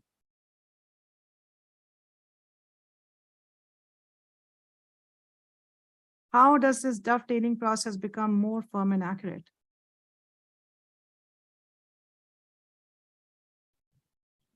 Same propensity is acting in the spiritual activity. Sorry?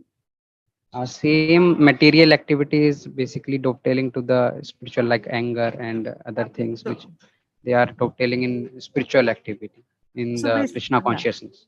So activities aligning everything with Krishna, right? So when we say dovetailing, it means that the body, mind, and words become in harmony with Krishna. The body acts like that, the words are like that, and mind is like that. And it requires training to do so. It's not so easy to dovetail. It requires training. So that is why Prabhupada says here that in the beginning, dictation is received through the transparent medium of the spiritual master, because this training has to come from the spiritual master. One needs to be trained on how to properly dovetail everything. And continuing on, Prabhupada says in the same para, this stage of devotional service by the devotee in Krishna consciousness is the most perfect stage of the yoga system. At this stage, Krishna or the super soul dictates from within, while from without, the devotee is helped by the spiritual master, who is a bona fide representative of Krishna. From within, he helps the devotee as Chaitya, for he is seated within everyone's heart. Understanding that God is seated within everyone's heart is not, however, sufficient. One has to be acquainted with God from both within and without, and one must take dictation from within and without to act in Krishna consciousness. Okay, so now in the third last purport, Prabhupada says the largest number of Indians follow this yoga process, when he's talking about, yoga in some form or the other, like breathing exercises. And in the United States, it is gradually spreading to many cities. It is very easy and practical for this age, especially for those who are serious about success in yoga. No other process of yoga can be successful in this age. The meditation process was possible in the golden age Satyuga, because people in that age used to live for hundreds of thousands of years. If one wants success in practical yoga service, it is advised that he take to the chanting of Hare Krishna, Krishna Krishna, Hare Hare, Hare Rama, Rama Rama, Hare Hare. And he will actually feel himself making progress. So Jiva Goswami mentions that it's not that this Hare Krishna Mahamantra is only in Kali Yuga. It also existed in Satyuga. But the residents of Satyuga were so pure that they were able to perform very difficult meditation processes. So they were more attracted to that. They thought, oh, this Hare Krishna chanting is very, very easy. I mean, we can do a lot more difficult things. So as a result, they did not really indulge in chanting. But in Kali Yuga, we are not equipped to do any other process except for chanting. So this is the process. That is why this is the Yuga Dharma for Kali Yuga. Okay, next. The 46. Kumara said, "Our dear Lord, you are not manifested to rascals, even though you are seated within the heart of everyone. But as far as we are concerned, we see you face to face. Although you are unlimited, the statements we have heard about you from our father Brahma through the years have now been actually realized by your kind appearance." So now we see that even though they were impersonalists, they were very eager to see the Lord. Why? Because they had heard about him from their father. They first heard about the Lord from their father, and through their ears, they actually now have come to the point of wanting to see the Lord through their eyes. So ears are the starting point. When we hear the Lord, then this desire develops, this greed develops to serve the Lord, to please the Lord. And that's when, and the whole process starts after that. So, and we also see that mercy of the Lord follows the mercy of a devotee. First Brahma told them about the Supreme Lord, and then the Lord actually gave them darshan. So first the devotee became merciful, and then the Lord became merciful. So, and at the end of this first paragraph of this purport, Prabhupada says, although the Lord is not visible in the beginning because of his glaring bodily effulgence, if a devotee sincerely wants to see him, the Lord is revealed to him.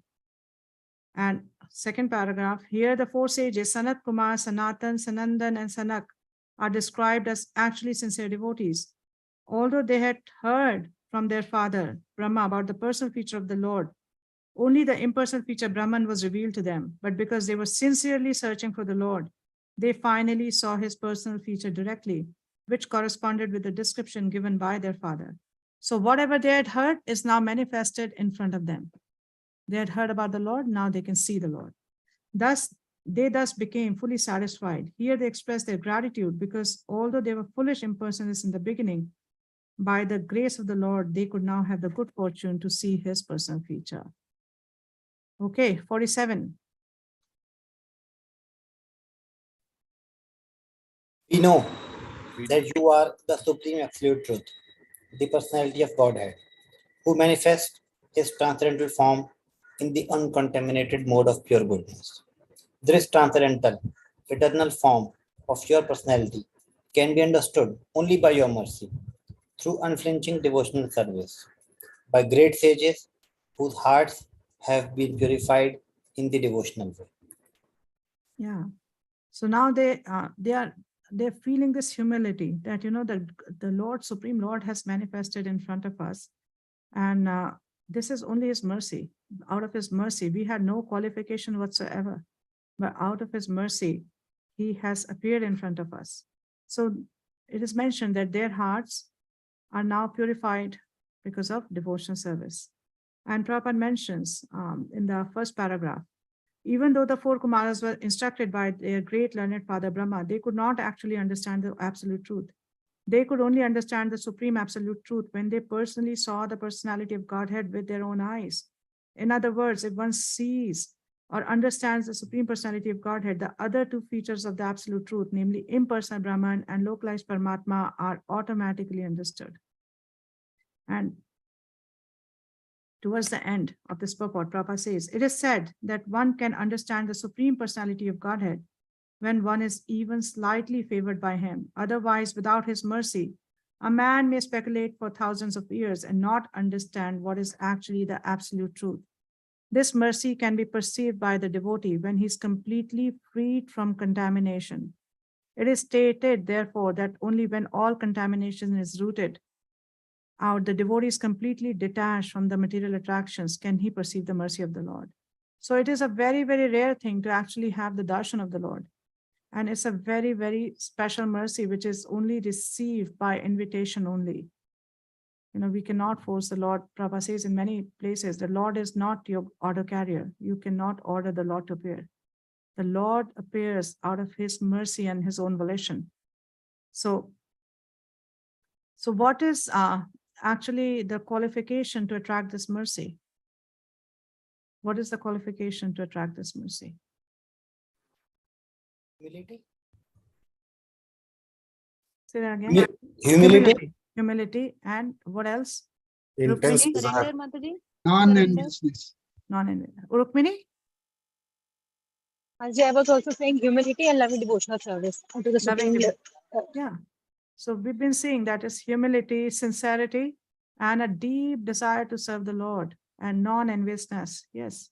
All these are the qualities which actually attract his mercy. He's not forced to give his mercy, and we cannot demand that mercy from him. But these qualities in a person make that person attractive to Krishna to bestow his mercy upon such a person. So Lolem, that greed to serve the Lord, that greed to please the Lord, that greed to glorify the Lord, that greed to serve his devotees, that is the thing that is very, very attractive for the Lord. 48. Persons who are very expert and most intelligent in understanding things, as they are engaged in hearing narrations of these auspicious activities and pastimes of the Lord, which are worth chanting and worth hearing. Such persons do not care even for the highest material benediction, namely liberation, to say nothing of that less important benedictions like the material happiness of the heavenly king. So we read similar shlokas like Narayan par Sarvina Kutashtana Bibhyati. That was one where Chitraketu was cursed. And then also in the third canto here, I think it's the second chapter, or no, maybe it will come later. So it is there is a verse that Salokya Shashi Samipya Sarupya Ekatvam Apyuta Divyamanam Na Grinanti Vina Matsevanam Jana.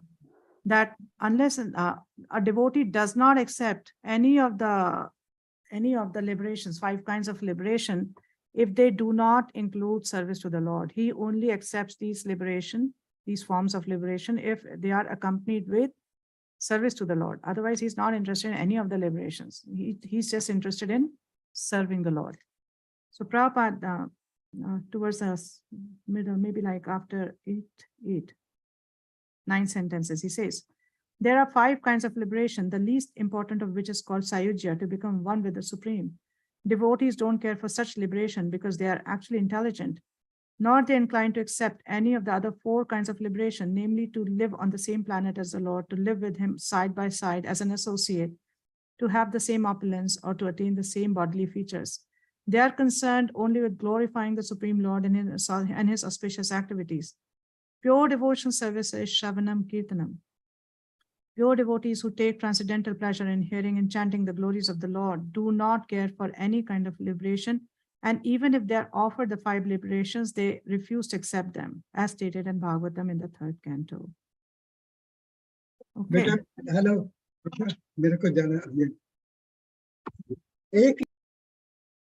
Okay. And at the end of this purport, Prabhupada says, well, one should engage himself in hearing from pure devotees about the activities of the Lord, and that is considered a supreme benediction for mankind. This ability, this arrangement where we can hear from the pure devotees of the Lord about the activities of the Lord, this is the supreme benediction. Krishna Katha is the supreme benediction. 49. O Lord, we pray that you let us be born in any hellish condition of life, just as long as our hearts and minds are always engaged in the service of your lotus feet. Our words are made beautiful by speaking of your activities, just as tulsi leaves are beautified when offered unto your lotus feet, and as long as our ears are always filled with the chanting of your transcendental qualities. So do we see any similarity here? Did we read something similar today? Did we read something like that? When Jaya Vijay were about to be cursed, when they figured So they, express similar emotion that we don't care where we are born, but we should not be able to forget the Lord. Please arrange in such a way that we don't forget the Lord. So we are not deprived of the service of the Lord. So here also they say that, they figured that maybe the Lord has appeared and he's glancing so lovingly towards his doorkeepers, that shows that he has a very loving relationship with his servants. So they figured that maybe we didn't do something right. Maybe we are at fault here. So what they're saying that, if you think that we are the ones who have offended your devotees, so, you can give us any result for that offense. So may we be born in hellish condition, but, make an arrangement so our heart and minds are always engaged in the service of your lotus feet. That's what we want. Our bodies could be anywhere, externally we could be anywhere, but internally we are always engaged in your service. So this is their desire. So now they have become so humble, so humble. We can see that this is the price that one has to pay. Okay, now Prabhupada in the purport, he says, the four sages now offer their humility to the personality of Godhead because of their having been haughty in cursing two other devotees of the Lord Jai and Vijay. The two doorkeepers who checked them from entering the Vaikuntha planet were certainly offenders, but as Vaishnavas, the four sages should not have cursed them in anger. So Prabhupada is hinting that maybe they overstepped. Maybe they were more harsh than they should have been. After the incident, they became conscious that they had done wrong by cursing the devotees of the Lord, and they prayed to the Lord that even in the hellish condition of life, their minds might not be distracted from the engagement of the service to the lotus feet of Lord Narayan. So those who are devotees of the Lord are not afraid of any condition of life, provided there's constant engagement in the service of the Lord.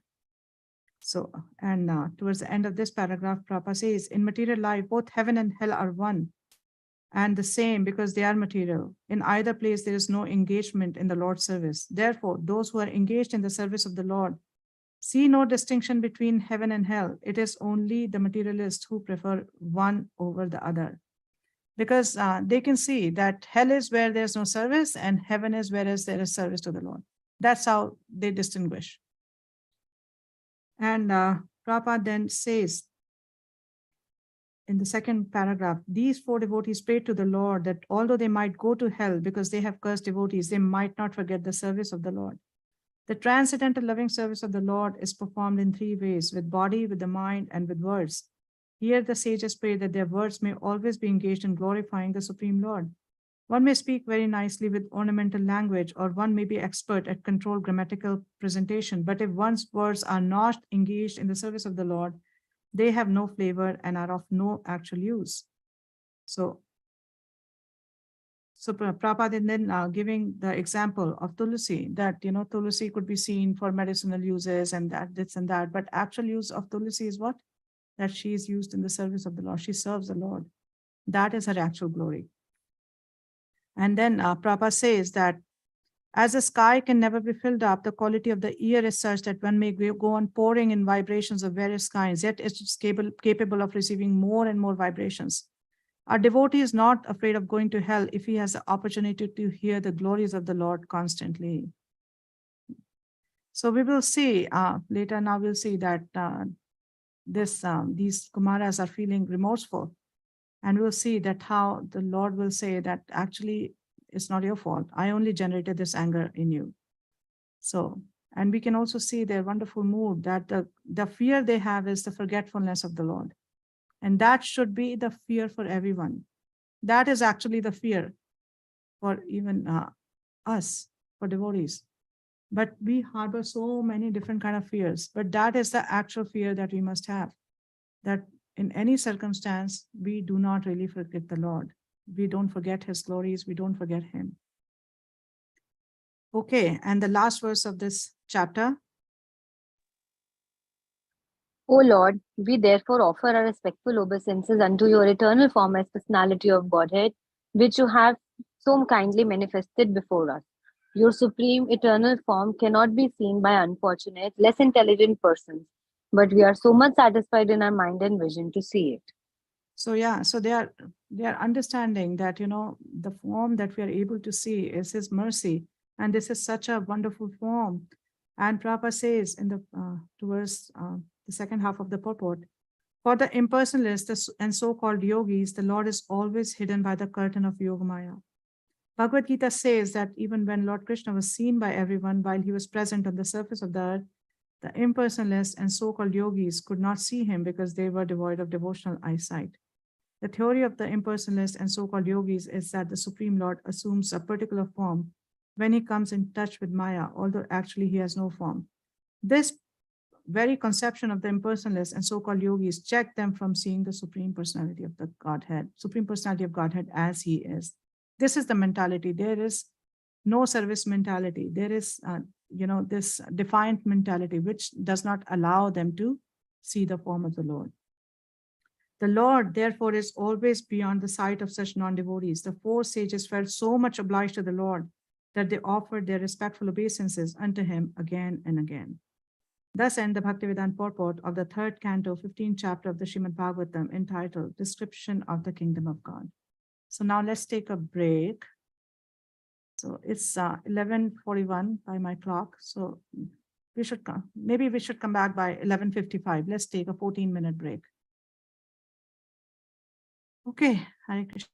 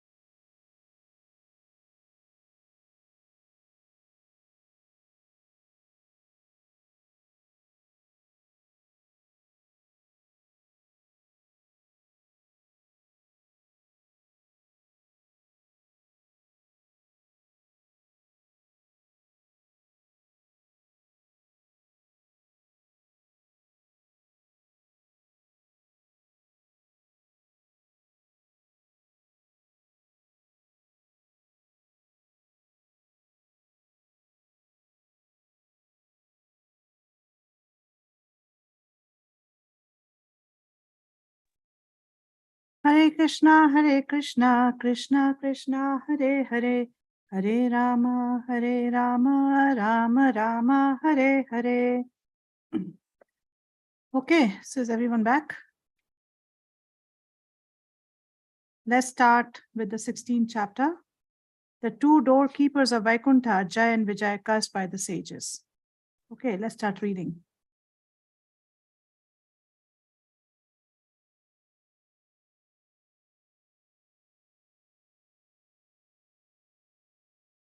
Who's reading?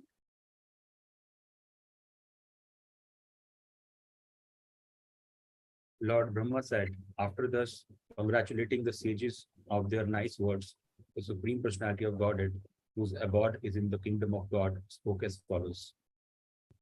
Next. The personality of Godhead said, these attendants of mine, Jay and Vijay, by name, have committed a great offense against you because of ignoring me. Yeah, so the Lord here says that I acknowledge they have committed a very, very grave offense. And he says against you because of ignoring me. What does it mean? That they know that Krishna, what's Krishna's attitude towards the Brahmana, and they ignored that. So they have actually committed a great offense because of that, by not really taking into consideration what Krishna likes. So Prabhupada in the purport says, to commit an offense at the feet of a devotee of the Lord is a great wrong. Even when a living entity is promoted to Vaikuntha, there is still chance that he may commit offense. But the difference is that when one is in Vaikuntha planet, even if by chance one commits an offense, he is protected by the Lord. This is the remarkable fact in the dealings of the Lord and the servitor, as seen in the present incident concerning Jai and Vijay. The word atikrama means used here indicates that that in offending a devotee, one neglects the Supreme Lord himself. Why? Because a devotee has such a close relationship with the Lord that if one actually offends a devotee, it is almost like offending the Lord. So I remember hearing a long time back that the devotees are actually located at the lotus feet of the Lord. So when a devotee is offended, it acts as a pinch to the Lord's lotus feet, and he can feel it, and he doesn't like it. So Prabhupada continues, but by mistake, the doorman held the sages from entering. By mistake, again and again, Prabhupada says, by chance, by mistake. The doorman held the sages from entering Vaikuntha Loka, but because they were engaged in the transcendental service of the Lord, their annihilation was not expected by advanced devotees. The Lord's presence on the spot was very pleasing to the hearts of the devotees. The Lord understood that the trouble was due to his lotus feet not being seen by the sages, and therefore he wanted to please them by personally going there. The Lord is so merciful that even if there is some impediment for the devotee, he himself manages matters in such a way that the devotee is not bereft of having audience at his lotus feet. So after that, Prabhupada talks about, gives the example of Haridas Thakur, that how he could not enter the Sri Mandir, but Sri Chaitanya Mahaprabhu used to come and give him his darshan every day. So then Prabhupada continues towards the end of the purport. Here in Srimad Bhagavatam, we also find this same behavior of the Lord. His devotees were prevented from seeing his lotus feet, but the Lord himself came to see them on the same lotus feet that for which they aspired. It is also significant that he was accompanied by the goddess of fortune. The goddess of fortune is not to be seen by ordinary persons, but the Lord was so kind that although the devotees did not aspire for such an honor, he appeared before them with the goddess of fortune. So we can see the magnanimity of the Lord, his compassion. 3. O great sages, I approve of the punishment that you who are devoted to me have meted out of them. Yes, so now the Lord is approving that punishment. Let's read further. 4.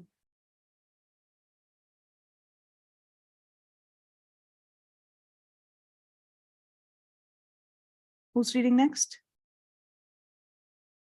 I'm reading, Mataji. To me, the Brahmana is the highest and most beloved personality. The disrespect shown by my attendants has actually been displayed by me because the doormen are my servitors. I take this to be an offense by myself. Therefore, I seek your forgiveness for the incident that has arisen.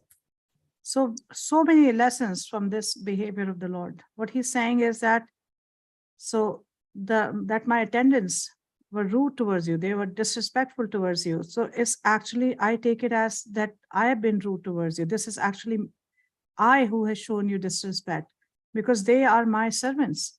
So we see that this should be the mood of a leader, that if you're responsible for somebody and they misbehave, then the leader actually takes a responsibility for that.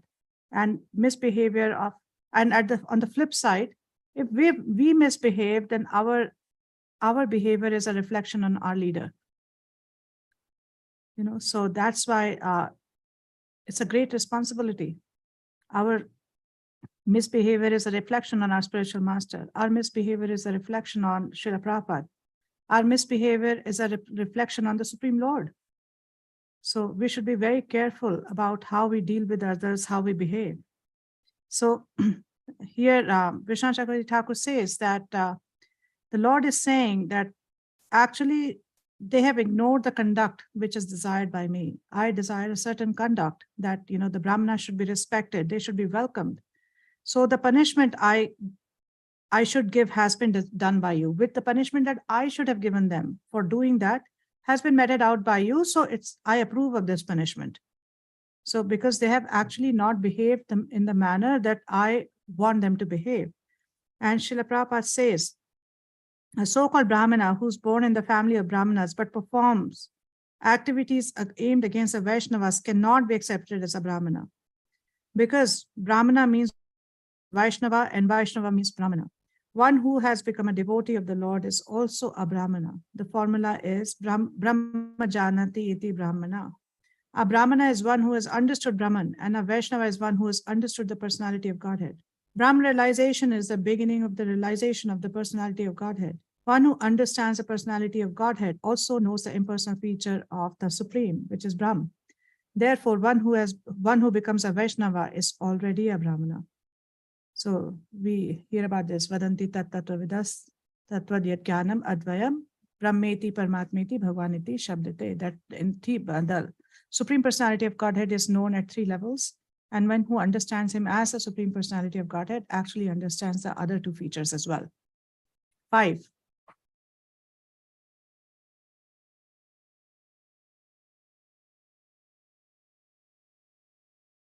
Who's reading?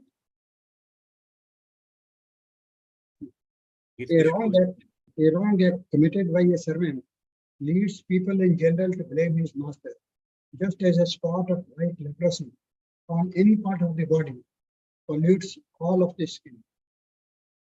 So he's saying that because my servants have done this, the blame will rest on me. Other people are actually going to think that I have done this. This is infamy is my punishment. So, and then he says that, and I consider that I have made an offense because they are my servants and I am affectionate towards them. So if they have performed something wrong, then in a way, I have done it. So that's what the Lord is saying. And Prabhupada says that there are 26 qualifications mentioned in the Chaitanya Charitamrita. A devotee should always see that his Vaishnava qualities increase with the advancement of his Krishna consciousness. A devotee should be blameless because any offense by the devotee is a scar on the Supreme Personality of Godhead.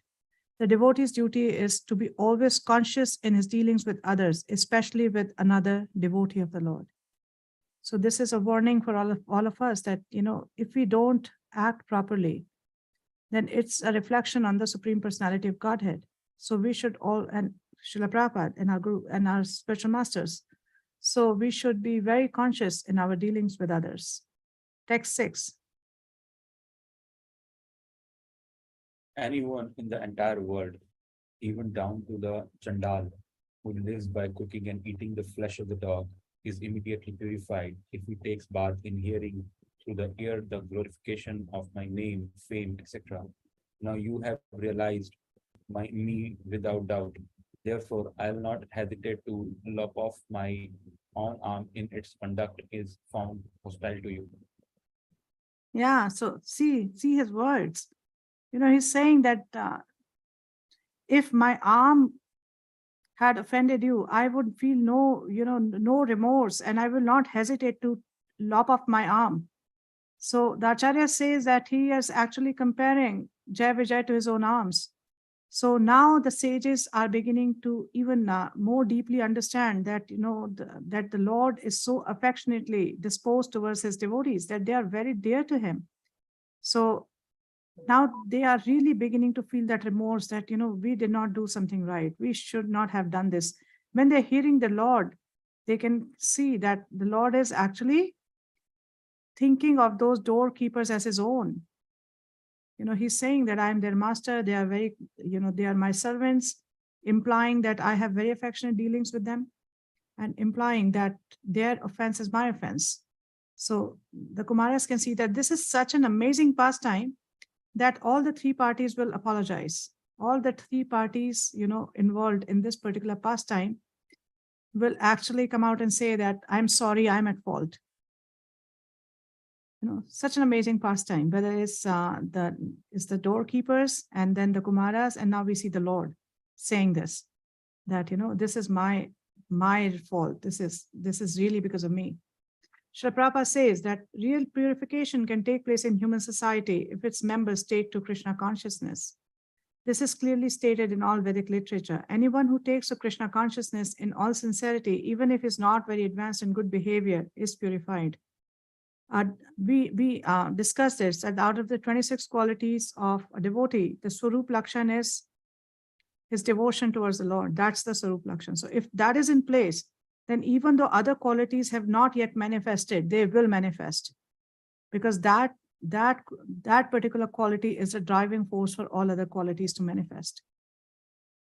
A devotee can be recruited from any section of human society, although it is not expected that everyone in all segments of society is well behaved.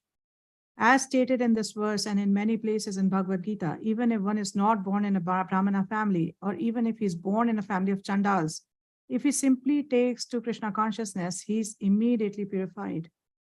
Then Prabhupada mentions that if a devotee is born in the family of Chandal, and is a devotee born in the family of Chandal is sometimes found engaged in his habitual activities, he is not to be considered a Chandal.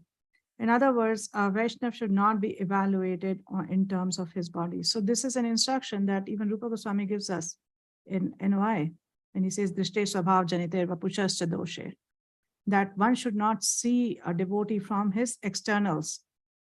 One should not judge a devotee from externals. And then Prabhupada concludes this purport by saying, the conclusion is that if one takes to Krishna consciousness with all seriousness, he is to be understood as already purified. So the factor is all seriousness. And Krishna is ready to give him protection by all means, because when Krishna sees somebody engaged with all seriousness, whatever level one may be on, when Krishna sees that seriousness, then he wants to actually make such a person successful. And that's why Krishna gives him protection. The Lord assures herein that he's ready to give protection to his devotee, even if there is need to cut off part of his own body. And now the sages will feel even more remorseful. That, oh my God, look at Krishna, what all is he saying? Look at the Supreme Lord, how is he feeling? So now their remorse is going to increase. Next, 7, the Lord continued, because I am the servitor of my devotees, my lotus feet have become so sacred that they immediately wipe out all sin, and I have acquired such a disposition that the goddess of fortune does not leave me. Even though I have no attachment for her, and others praise her beauty and observe sacred vows to secure from her even a slight favor. So this statement should be seen actually in continuation of the last statement, that I will not hesitate to lop off my own arm if his conduct is found hostile to you. And then he says that it is only because of my, I'm serving the lotus feet of my devotees, that because of that, the dust of my lotus feet has become so sacred. It is because of my devotion to my devotees this has happened. And also it is because of that the goddess of fortune has become favorably disposed towards me. So the Lord is saying that that's the value of my devotee. Prabhupada says, The relationship between the Lord and his devotee is transcendently beautiful. As the devotee thinks that it is due to being a devotee of the Lord that he is elevated in all good qualities, so the Lord also thinks that it is because of his devotion to the servitor that all his transcendental glories have increased. So the Lord admits herein that although he certainly has the quality that anyone who receives a slight particle of the dust of his lotus feet becomes at once a great personality, this greatness is due to his affection for his devotees. And it is because of this affection that the goddess of fortune does not leave him. So we can see the mood of the Lord, so sweet. And this is such a wonderful mood. 8. I do not enjoy the oblations offered by the sacrificers in the sacrificial fire, which is one of my own mouths, with the same relish as I do the delicacies overflowing with ghee, which are offered to the mouths of the Brahmanas who have dedicated to me the result of their activities and who are ever satisfied with my prasad. Yeah, so not just any Brahmana. What kind of Brahmana? Who's dedicated to the Lord. Who's dedicated all his activities and the results to the Lord, and who's ever satisfied with the Lord's prasad. So our goal is not really Brahmanism. Our goal is to become Krishna's servant. So in the purport, Prabhupada says, the devotee of the Lord or the Vaishnava does not take anything without offering it to the Lord. Since a Vaishnava dedicates all the results of his activities to the Lord, he does not taste anything eatable which is not first offered to him. That is the sign of a servant. Does not take anything which the master has not accepted first. The Lord also relishes giving to the Vaishnava's mouth all eatables offered to him. It is clear from this word that the Lord eats through the sacrificial fire and the Brahmana's mouth. So Krishna relishes when we offer him something, and he also relishes when we honor his remnants. So Krishna relishes in both the cases when something is offered to him and when the devotees relishes prasad. So Prabhupada mentions at the end of the purport, then he gives that example of Haridas Thakur and how he was honored by Advaita Acharya as the first Brahmana during the Shraddha of his father. So Prabhupada concludes, the conclusion is that if one can feed a Brahmana or a Vaishnava, it is better than performing hundreds of thousands of sacrifices.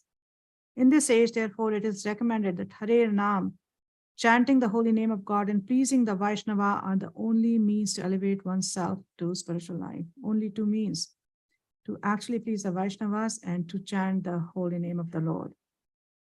9. I am the master of my unobstructed internal energy, and the water of the Ganges is the remnant of left after my feet are washed. That water sanctifies the three worlds along with Lord Shiva, who bears it on his head. If I can take the dust of the feet of the Vaishnava on my head, who will refuse to do the same? Yeah, he's saying that my lotus feet, when they're washed, that water is Ganga, which even Shiva takes it on his head. And when I take the dust of the lotus feet of my devotees, then, people who get purified by bathing in that water, how can they refuse to take that dust? How can they refuse to take the dust of those devotees whom I honor? Next. The Brahmanas, the cows, and the defenseless creature are my own body. Those whose faculty of judgment has been impaired by their own sin look upon these as distinct from me. They are just like furious serpents, and they are angrily torn apart by the bills of the vulture like messenger of Yamraj, the superintendent of sinful persons. Yeah, so he's saying here, he's talking about the Brahmanas, cows, and the defenseless creatures. So Prabhupada in the purport talks about the defenseless creatures according to the Brahma Samhita are the cows, Brahmanas, women, children, and old men. Of these 5, the Brahmanas and cows are especially mentioned in this verse because the Lord is always anxious about the benefit of the Brahmanas and the cow and is prayed to in this way. And towards the end, Prabhupada says that those who do not execute their respective duties in protecting their wards are compared to serpents. Very heavy words. Vultures deal very seriously with serpents, and similarly, the messengers will deal very seriously with neglectful guardians. So very, very strong words. So Prabhupada warns that a person who's in the position of a guardian should actually provide protection to the defenseless creatures, brahmanas, and the cows. Next. On the other hand, they captivate my heart, who are garlanded in heart, Gladdened gladdened in heart, and who, their lotus face enlightened by nectarian smiles, respect the Brahmanas. Even though the Brahmanas utter harsh words, they look upon the Brahmanas as my own self and pacify them by praising them in loving words, even as a son who would appease an angry father, or as I am pacifying you. Yeah. So Lord is instructing here that I am pleased if, if somebody is serving a Brahmana, if somebody is, happy to see a Brahmana. And even if such a Brahmana is harsh or says some things which are not very pleasing, if one just tolerates that respectfully with a smile, Lord is very pleased. So Prabhupada at the end of the purport says that it is specifically said that to pacify the Brahmanas, one's face should be lotus-like. A lotus-like face is exhibited when one is adorned with love and affection. In this respect, the example of a father is being angry at the son and the son's trying to pacify the father with smiling and sweet words is very, very appropriate. So this is the instruction that the Lord is giving us. 12. These servants of mine have transgressed against you, not knowing the mind of their master. I shall therefore deem it a favor done to me if you order that, although reaping the fruit of their transgression, they may return to my presence soon, and the time of their exile from my abode may expire before long. Yeah, so we see the heart of Krishna. He says that, he agrees that they should have been cursed, and this is ordained by me. I desire that. But, if you would like to bestow some favor on me, so please arrange in such a way that they may return back to me soon. They may come back, they may go through the curse fast and come back to me. And time of their exile from my abode might expire before long. So this shows the, density of this relationship between the Lord and his servants. The Lord is requesting that cursing was all right. I completely agree with what you did. I endorse it, but please arrange in such a way that they can come back soon. They are not vanquished for a long time. So Prabhupada says from this statement, we can understand how anxious the Lord is to get his servitor back into Vaikuntha. This incident therefore proves that those who have once entered a Vaikuntha planet can never fall down. The case of Jai and Vijay is not a fall down. It is just an accident. The Lord is always anxious to get such devotees back again to the Vaikuntha planets as soon as possible. It is to be assumed that there is no possibility of a misunderstanding between the Lord and the devotees. But when there are discrepancies or different disruptions between one devotee and another, one has to suffer the consequences, although that suffering is temporary. The Lord is so kind to his devotees that he took all the responsibility for the doorman's offense and requested the sages to give them facilities to return to Vaikuntha as soon as possible. Okay, next. Brahma continued, even though the sages had been bitten by the serpent of anger, their souls were not satisfied. With the hearing of God's lovely and illuminating speech, which was like a series of meditations. Yeah. So here we can see that even though the Lord has appeared, his sweet words are there, but the sages still had some anger in their heart. They were still feeling angry. And as a result, they were not completely satisfied, or they could not completely understand what the Lord was saying. So even though, they showed great repentance, but the non-removal of the anger shows the difficulty in removing offense to the devotee. And even though we can see from one side, we can see that the Kumaras have also committed an offense. So, but still, they are able to experience the sweetness of the Lord. That is only possible by the mercy of the Lord. That is only possible because of that. So we can see that there is some anger still left. And that is why they are not able to fully appreciate the Lord the way they could have if that anger wasn't there. Okay. Next. The Lord's excellent speech was difficult to comprehend because of its momentous import and its most profound significance. The sages heard it with wide open ears and pondered it as well, but although hearing, they could not understand what he intended to do. So he said that, that first he said that what you have done is right. Then he said, arrange in such a way that they can come back to me quickly. So the Lord also said that I consider that I have committed an offense towards you. So they can see, by all this, they can see that the doorkeepers are very, very dear to the Lord. He has great love for them. So now they are bewildered. Now they are, they are wondering, what is this? Is he angry with us? Should we do something else? Is he pleased with us? What's really going on? His words are saying that he actually agreed with our curse, but at the same time, the things that he's saying, or the way he's acting, it looks like he's very, very close to his devotees. Those devotees are very close to him. So how do we really understand? So Prabhupada says it should be understood that no one can surpass the Supreme Personality of Godhead in speaking. And then later on he says that they could not even comprehend the purport of the speech of what the Lord wanted to do. Nor could they understand whether the Lord was angry or pleased with them. Now they are confused, they are bewildered, like, he's saying something and soon after that he's saying something else, and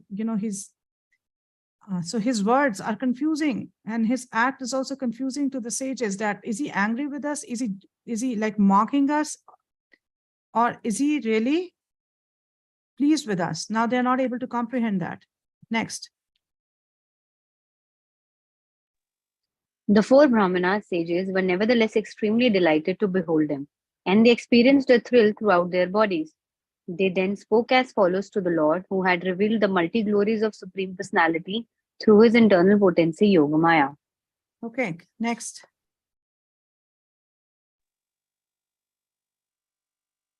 The sages said, O Supreme Personality of Godhead, we are unable to know what you intend for us to do, for even though you are the supreme ruler of all, you speak in our favor as if we had done something good for you. Yeah, so now they're saying that, okay, please reveal to us, because we are not able to understand. So Prabhupada says the sages could understand that the Supreme Personality of Godhead, who's above everyone, was speaking as if he were in the wrong.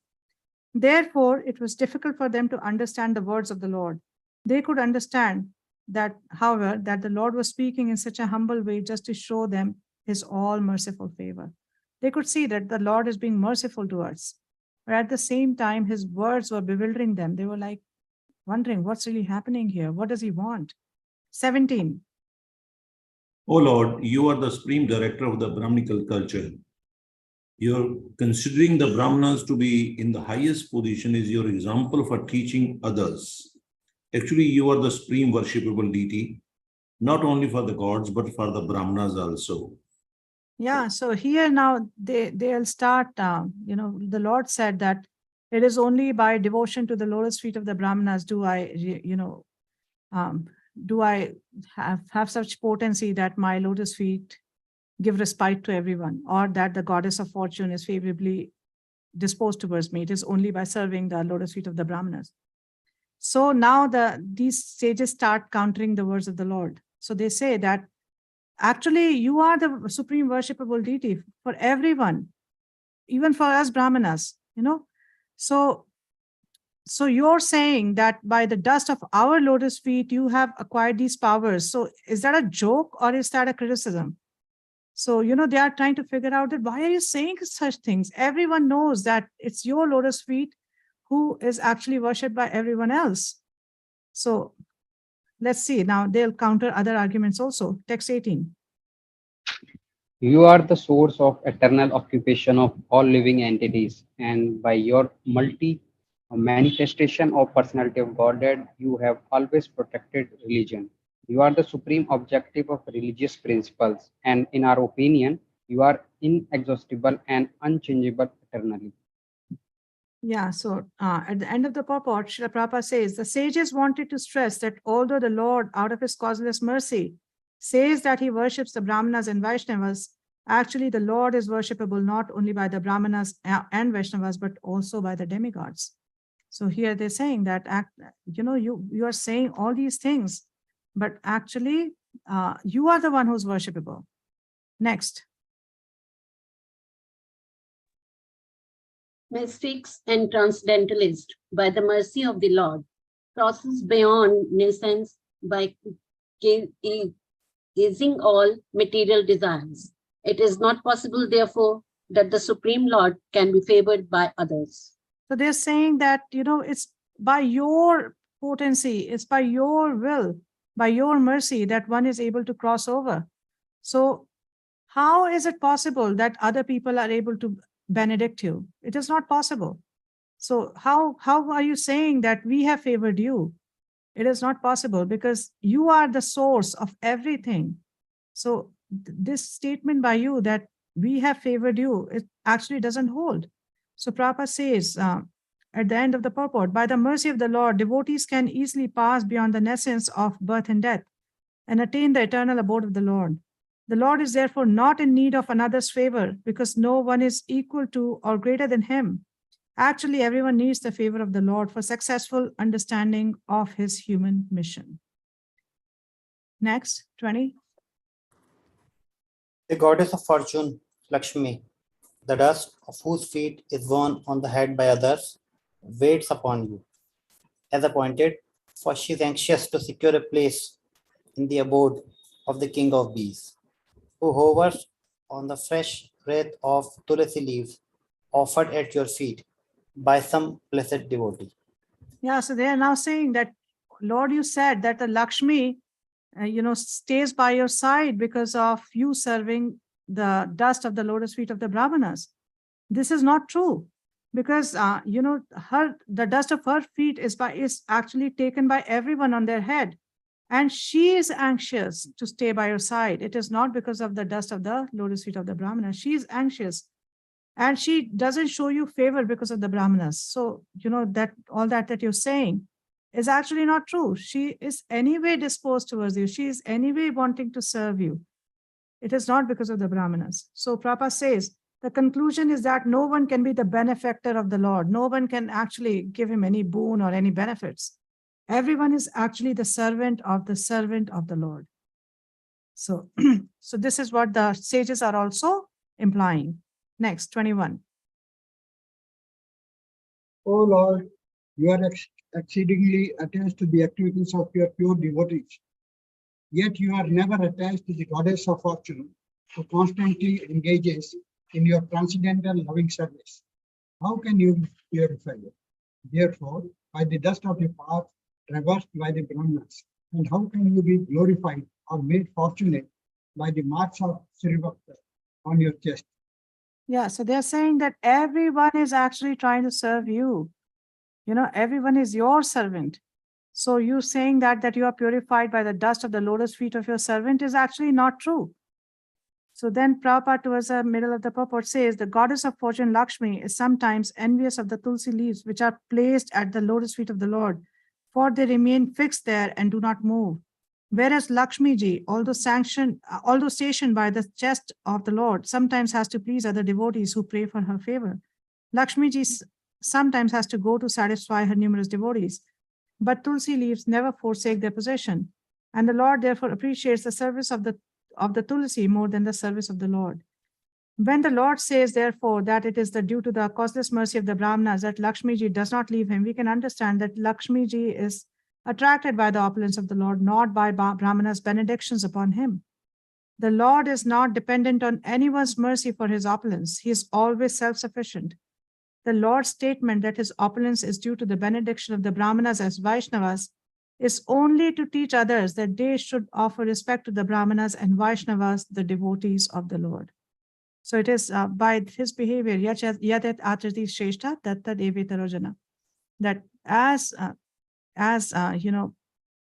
authority figure acts, others follow. So Krishna, by his behavior, shows how we should respect the Vaishnavas and the Brahmanas. 22. O Lord, you are the personification of all religion. Therefore, you manifest yourself in 3 millenniums, and thus you protect this universe, which consists of animate and inanimate beings. By your grace, which is of pure goodness and is the bestower of all blessings, kindly drive away the elements of Rajas and Tamas for the sake of the demigods and twice born. Yeah.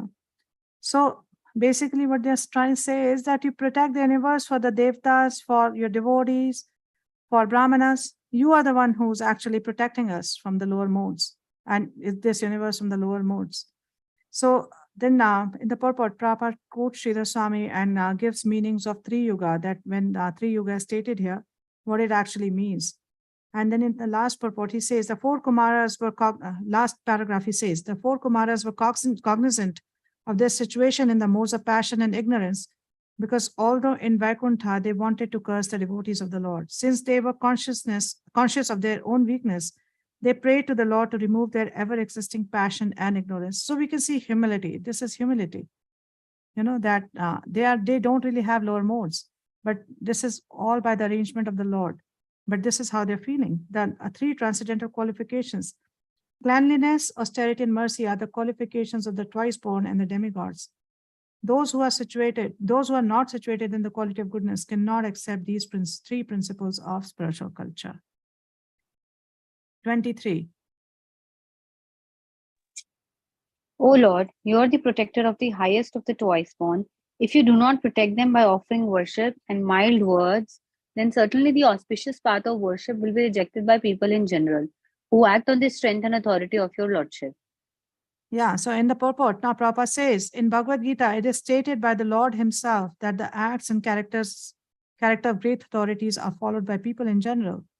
Leaders of ideal character are therefore needed in society. Krishna, the Supreme Personality of Godhead, appeared in this material world just to show the example of perfect authority, and people have to follow his path. The Vedic injunction is that one cannot understand the absolute truth simply by mental speculation or logical argument. One has to follow the authorities. Mahajano yena gatha sapantha.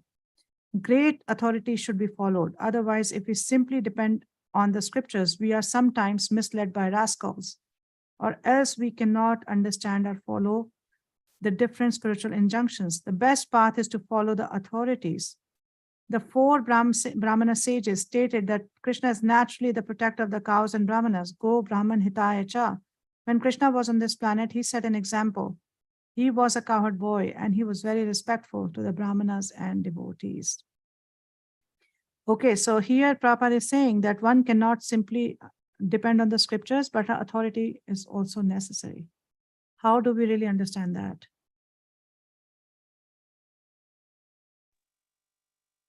It often happens, Mataji, that when you're reading or you're trying to understand something on your own, you might, understand it in a wrong sense, which is not intended to be. So, but when we go, we listen from authority or we hear from people who are realized, then they actually give us the true meaning of what the scriptures are trying to tell us. So instead of reading on our own and trying to take out maybe right or maybe wrong meaning, it's better to understand from those who are actually realized and can impart us knowledge in a better manner. Yes, very nice. Anybody else? Yeah, it is. We can see that without the purports, how difficult it would have been for us to understand Bhagavad Gita or any other scripture. So unless we have that shelter of a pure devotee who explains the real purport behind the statements which have been spoken by the Lord and given in the scriptures, we really don't have the capacity to fully understand them. Yeah. So we'll forever be grateful to Prabhupada, because if he had not given those purports, there was no way we could have even comprehended what was in our scriptures. Yes, that's true. And sometimes, even if we may be able to understand what the scriptures are really saying, but to be able to apply it in our lives, we need the authority figures who tell us how we can apply this in our life. Sometimes the instructions may be too high, and we are not at that level where we can directly apply those instructions. So these authority figures in our lives actually kind of guide us how we can practically apply these instructions in our life, where we can start and how we can reach to the topmost. So that's what Prabhupada is saying, that it's very necessary to actually have such a personality. Yeah, Radhakrishna Prabhu, you wanted to say something? Yes, Mataji. Mataji, in Bhagavad Gita, tadvidi pranipaten, same thing. Yeah, yes, it's the same thing. That one has to submissively approach our guru in a very humble mood, inquire, serve the guru, and question on how to do certain things. Okay, next, 24.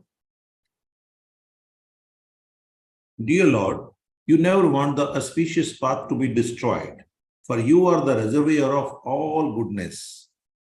Just to benefit people in general, you destroy the evil elements by your mighty potency.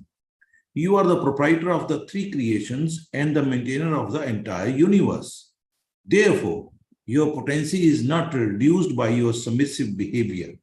Rather, by submission, you exhibit your transcendental pastimes. Yeah, so now they are glorifying the Lord that, you never fall from your position. You will always remain the supreme. So we also see that in Bhagavad Gita, Prabhupada mentions Achyuta, that the Lord is infallible. He never falls from his position. Whatever he may be doing, whatever he may be saying, but his supreme position always remain intact. So Prabhupada says, Lord Krishna was never reduced in his position by becoming a cowherd boy or by offering respect to Sudama Brahmana or his other devotees like Nanda Maharaj, Vasudev, Maharaj Yudhishthir, and the Pandavas' mother Kunti. Everyone knew that he was the Supreme Personality of Godhead Krishna, yet his behavior was exemplary. So towards the end, he says, he's eternally a cowherd boy at Vrindavan. He's eternally the leader of the battle of Kurukshetra. And he's eternally the opulent prince of Dwarka and the lover of the damsels of Vrindavan. All his appearances are meaningful because they show his real characteristics to the conditioned souls who have forgotten their relationship with the Lord. He does everything for their benefit. He does everything for the benefit of the conditioned souls and his devotees. 25. O Lord, whatever punishment you wish to award to this too innocent person or also to us, we shall accept without duplicity. We understand that we have cursed too faultless person. So look at the turnaround. You know how this episode started by them saying, you are imposters. You don't deserve to be here. You should go to the material world. This was how the pastime started and how this whole pastime has turned. And now they're saying that, oh Lord, it's up to you. What you want to do with them, you can neutralize our curse, because we didn't realize what we were doing. You are very, very much in that position to neutralize that curse. Please, you can do that. Or you can punish us, because now we realize that these two doorkeepers were faultless. They had no fault. And out of anger, we have actually acted inappropriately. So look at this beauty of this, these realized souls and their relationship. And there's so many lessons to learn, So if I may, I want to give 2 tasks to you over this whole week.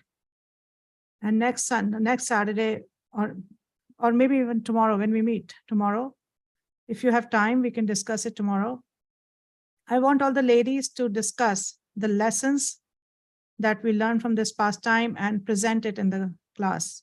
What all pastimes are what all lessons at different levels we learn from this particular pastime. And all the men to actually analyze how, the behavior of all these 3 personalities involved in this particular Leela is exemplary. Whether it's the Lord, whether it's the 4 Kumaras, or whether it's the doorkeepers, Jai Vijay. Okay, so please do that. So ladies will present the lessons they have learned from this pastime, various lessons at different levels. and the Prabhus can present the exemplary behavior of all the three participants and their arguments. Is that okay? Some people are looking stunned as if, what has happened? Where does this come from? So, Can I ask a question, Madhavi? yes, please. Mataji, what do you mean when you say different levels? There are some external teachings. There are some internal teachings. The lessons are at both levels, external and internal. So analyze those. There are some very obvious lessons and there are some little subtle lessons. Okay. Let's go 25. Yeah. So now Prabhupada says the sages, the four Kumaras, now reject their cursing of the two doorkeepers, Jai and Vijay, because they are now conscious that persons who engage in the service of the Lord cannot be at fault at any stage. It is said that anyone who has implicit faith in the service of the Lord or who actually engages in transcendental loving service has all the good qualities of the demigods. Therefore, a devotee cannot be at fault. If sometimes it is found that he is in error by accident or by some temporary arrangement, it should not be taken very seriously. So very, very wonderful statement. So Prabhupada then talks about that verse from 9th chapter of Bhagavad Gita, Sadhu Reva Samantavya, that if one accidentally falls down but is still engaged in devotional service, the Lord considers that person a sadhu. So what about us? If the Lord himself considers such person a sadhu, then how should we be considering such a person? We are so quick to, point faults, point fingers at others and point out their faults. So here's a lesson that how should we be seeing such temporary mistake or such temporary, misbehavior? How should we be seeing that? Okay, 26. The Lord replied, O Brahmanas, know that the punishment you inflicted on them was originally ordained by me, and therefore they will fall to a birth in a demoniac family. But they will be firmly united with me in thought through mental concentration, intensified by anger, and they will return to my presence shortly. Yeah, so the Lord is now pacifying them that, don't feel so bad. He can see that now the Kumaras are really feeling very humbled.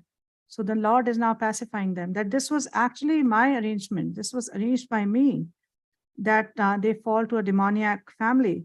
And but by doing so, by this arrangement, they will be constantly meditating on me. And as a result, they'll return to my presence very shortly. So Vishnu Chakravarti Thakur actually gives another aspect to this particular pastime. He says that the Lord is in Vaikuntha, where he has no enemies. So he's itching to actually taste the Veer Rasa because he's the Rasraj, he's the reservoir of all the rasas. He's itching to taste Veer Rasa. So Jai and Vijay, who are close to him, they can see that the Lord is actually not, he's not able to taste all the rasas. So out of their prem, they say that, oh Lord. So if your fighting instinct is not satisfied because everyone else is either very submissive to you, or in the material world, everyone is so weak that, they can't stand in front of you, then make two of us, both of us, inimical towards you. Make us inimical towards you so that, you can have the pleasure of fighting.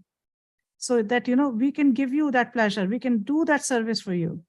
We want to do this service for you because, for us to see that you're not tasting all the rasa is very difficult to tolerate.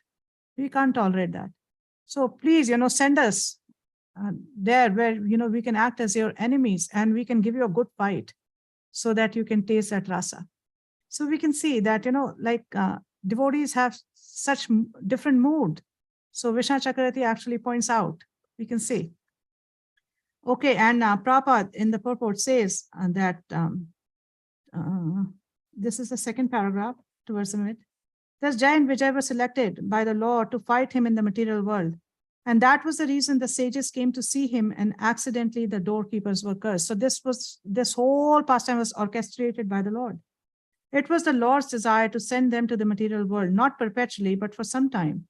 Therefore, just as on a theatrical stage, someone takes the part of enemy to the proprietor of the stage, although the play is for a short time, there is no permanent enmity between the servant and the proprietor.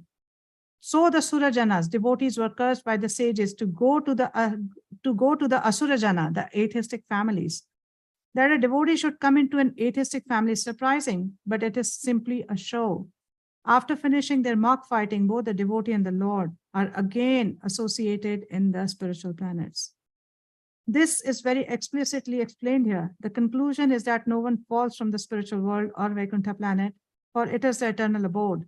But sometimes, as the Lord desires, devotees come into this material world as preachers or as atheists.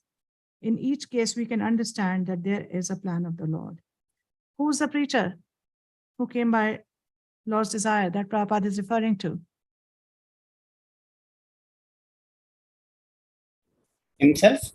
Yes, himself. Prabhupada is indicating towards himself that, the Lord sent me here. Okay, 27.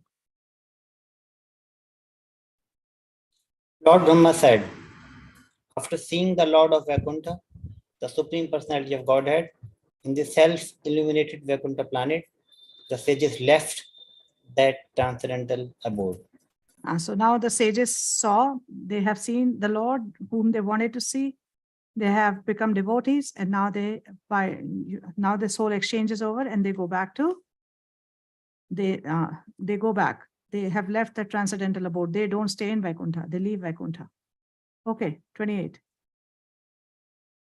The sages circumambulated the Supreme Lord of their obeisances and returned, extremely delighted and at learning of the divine opulences of the West. Yes, next. The Lord then said to his attendants, Jaya and Vijay, depart this place, but fear not, all glories unto you. Though I am capable of nullifying the Brahmana's curse, I will not do so. On the contrary, it has my approval. Yeah, so here he's saying, he's pacifying them also, that this was my plan. Don't feel that now that the curse has befallen upon you. So and this is something really horrible. This is my plan. So, just go, be peaceful, just go. And I'm capable of nullifying their curse, but I do not want to do so because this is what I had planned. And Prabhupada says, as explained in connection with text 25, all the incidents that took place had the approval of the Lord. Ordinarily, there is no possibility that the four sages could be so angry with the doorkeepers, nor could the Supreme Lord neglect his two doorkeepers, nor can one come back from Vaikuntha after once taking birth there. All these incidents, therefore, were designed by the Lord himself for the sake of his pastimes in the material world. Thus, he plainly says that it was done with his approval, otherwise it would have been impossible for the inhabitants of Vaikuntha to come back to this material world simply because of a Brahminical curse. Next. The departure from Vaikuntha was foretold by Lakshmi, the goddess of fortune. She was very angry because when she left my abode and then returned, you stopped her at the gate while I was sleeping. So the Lord is saying that this was actually Lakshmi had also cursed you. So this had to happen. So this was also my arrangement that, this particular thing has happened in this way. So Lakshmi also wanted, she was very angry with you. So that's why. So just think that this was all actually sanctioned by me. Next. The Lord assured the two Vaikuntha inhabitants, Jaya and Vijay, by practicing the mystic yoga system in anger, you will be cleansed of the sin of disobeying the Brahmanas and within a very short time return to me. Yeah, so the Lord is saying that, this was all ordained by me. So don't worry, you'll come back. You'll come back very soon to me. And Prabhupada quotes Srila Madhava Muni in the first paragraph of this purports. He says, Srila Madhava Muni remarks in this connection that by practicing Bhakti Yoga, one can become free from all sinful reactions. even a Brahma shap or a curse by a Brahmana, which cannot be overcome by any means, can be overcome by Bhakti Yoga. So he says that. And then in the second paragraph towards the, after like 4 lines, he says, if one somehow or other becomes attached to the Supreme Personality of Godhead, and he becomes engaged in Bhakti Yoga. So we come across this verse in the 10th canto, that kamam krodham bhayam sneham ekyam sohridam evacha nityam hara vidadato yantitam mayatam hite, where he says that, whichever way, whether it's calm by lust, krodh, by anger, by fear, by affection, by harboring a desire to become one with me, by friendship, in whichever way, if one becomes absorbed in the Lord, becomes attached to the Lord, such a person will become successful. He will become attached to Krishna and he'll become successful.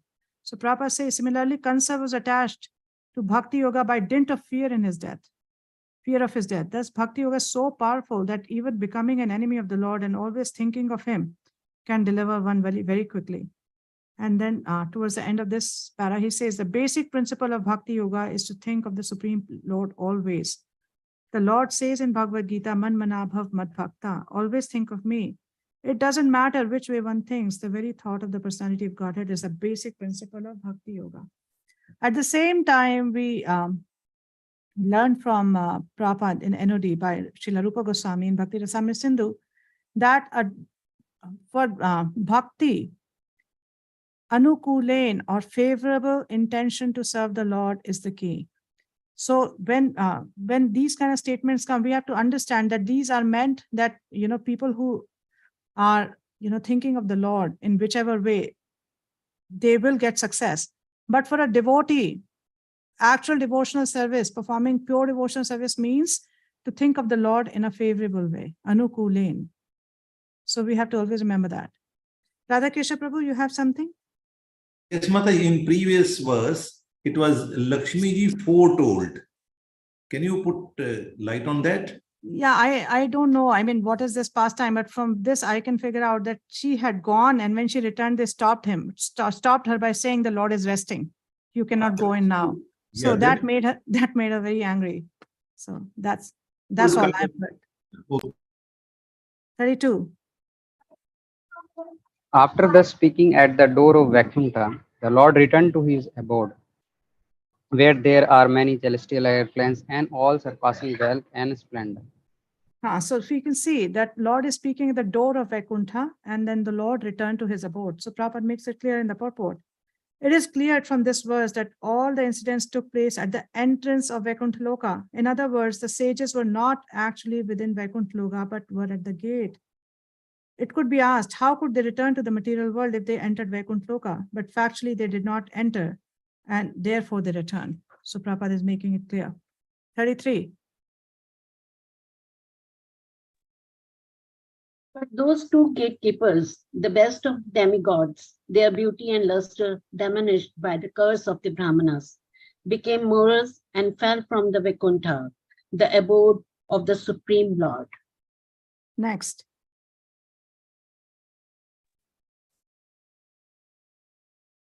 Then, as Jaya and Vijay fell from the Lord's abode, a great roar of disappointment arose from all the demigods who were sitting in their splendid airplanes. So these demigods saw these two devotees fall, and then they were like very disappointed because they can see that these are Lord's personal associates, they are his devotees, and they're falling down. So they are very disappointed. Next.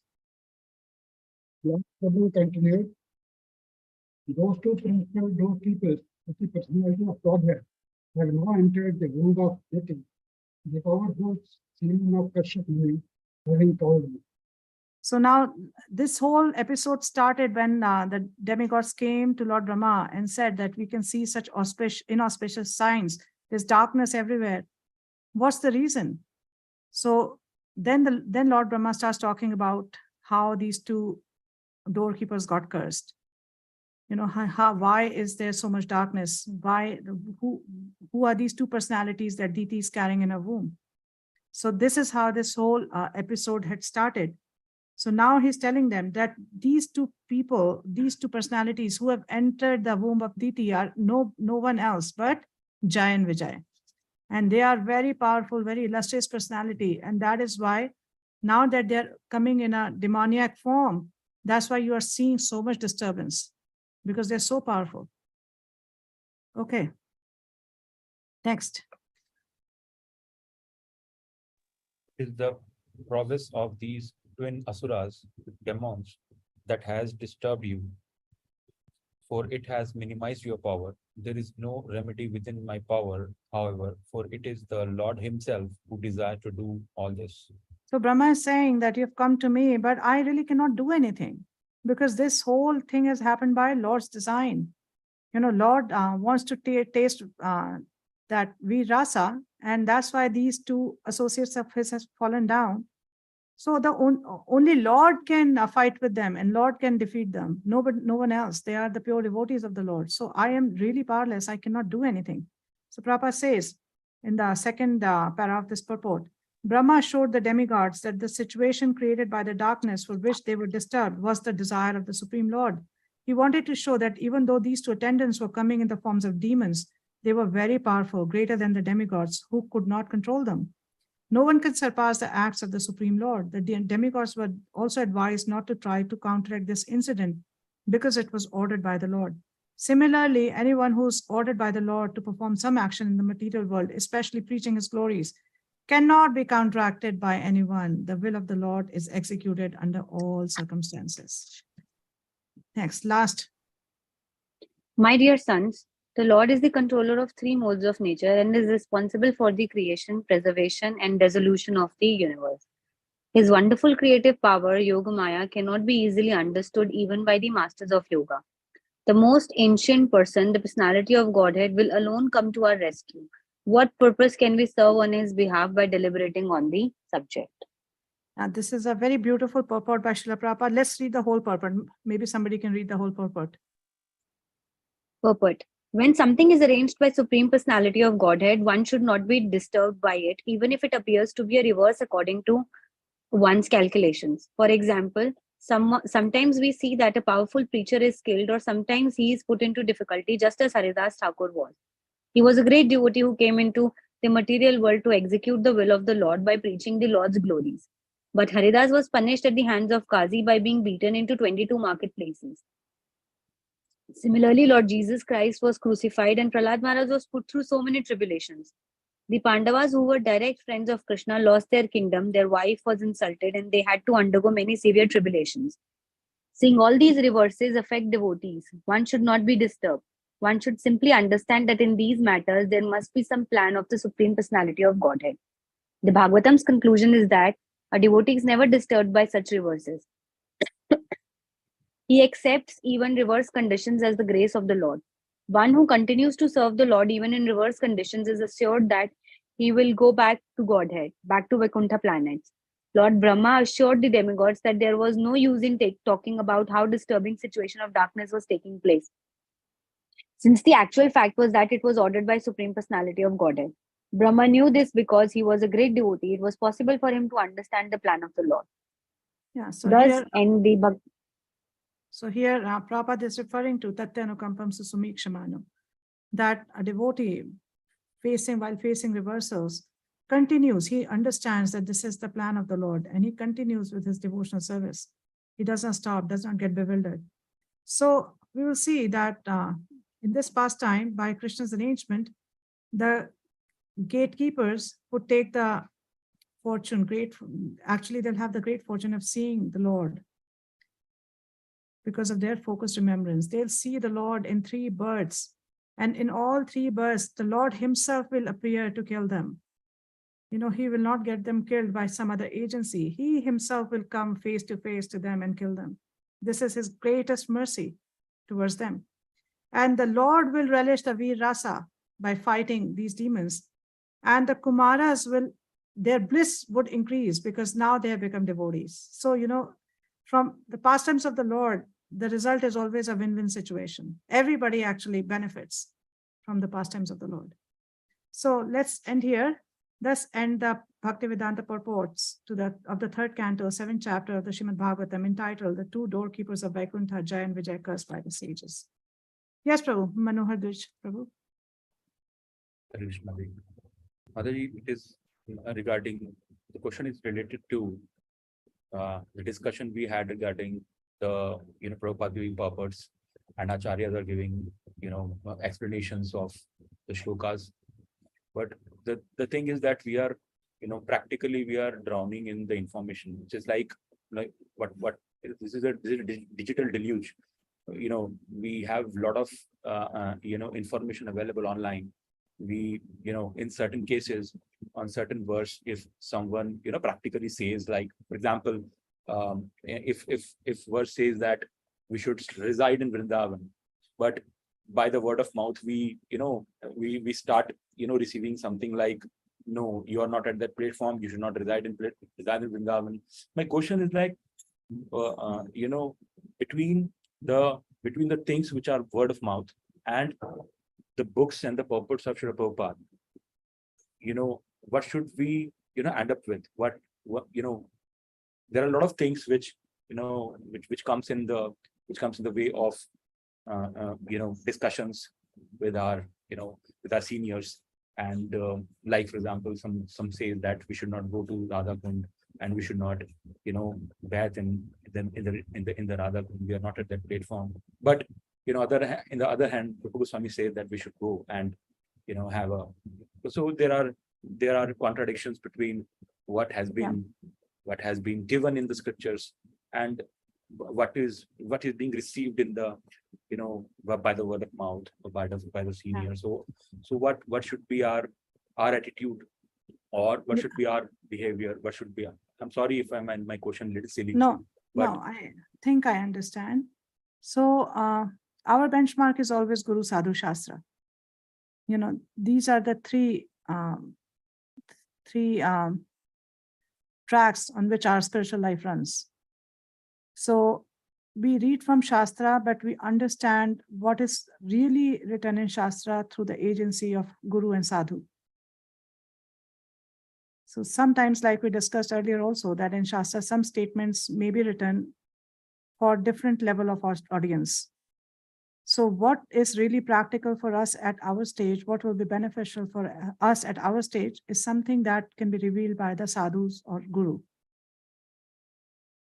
So that is how our devotional life is tailored. As far as purports by Srila Prabhupada and commentaries by acharyas, from what I understand is that our primary source is always Prabhupada.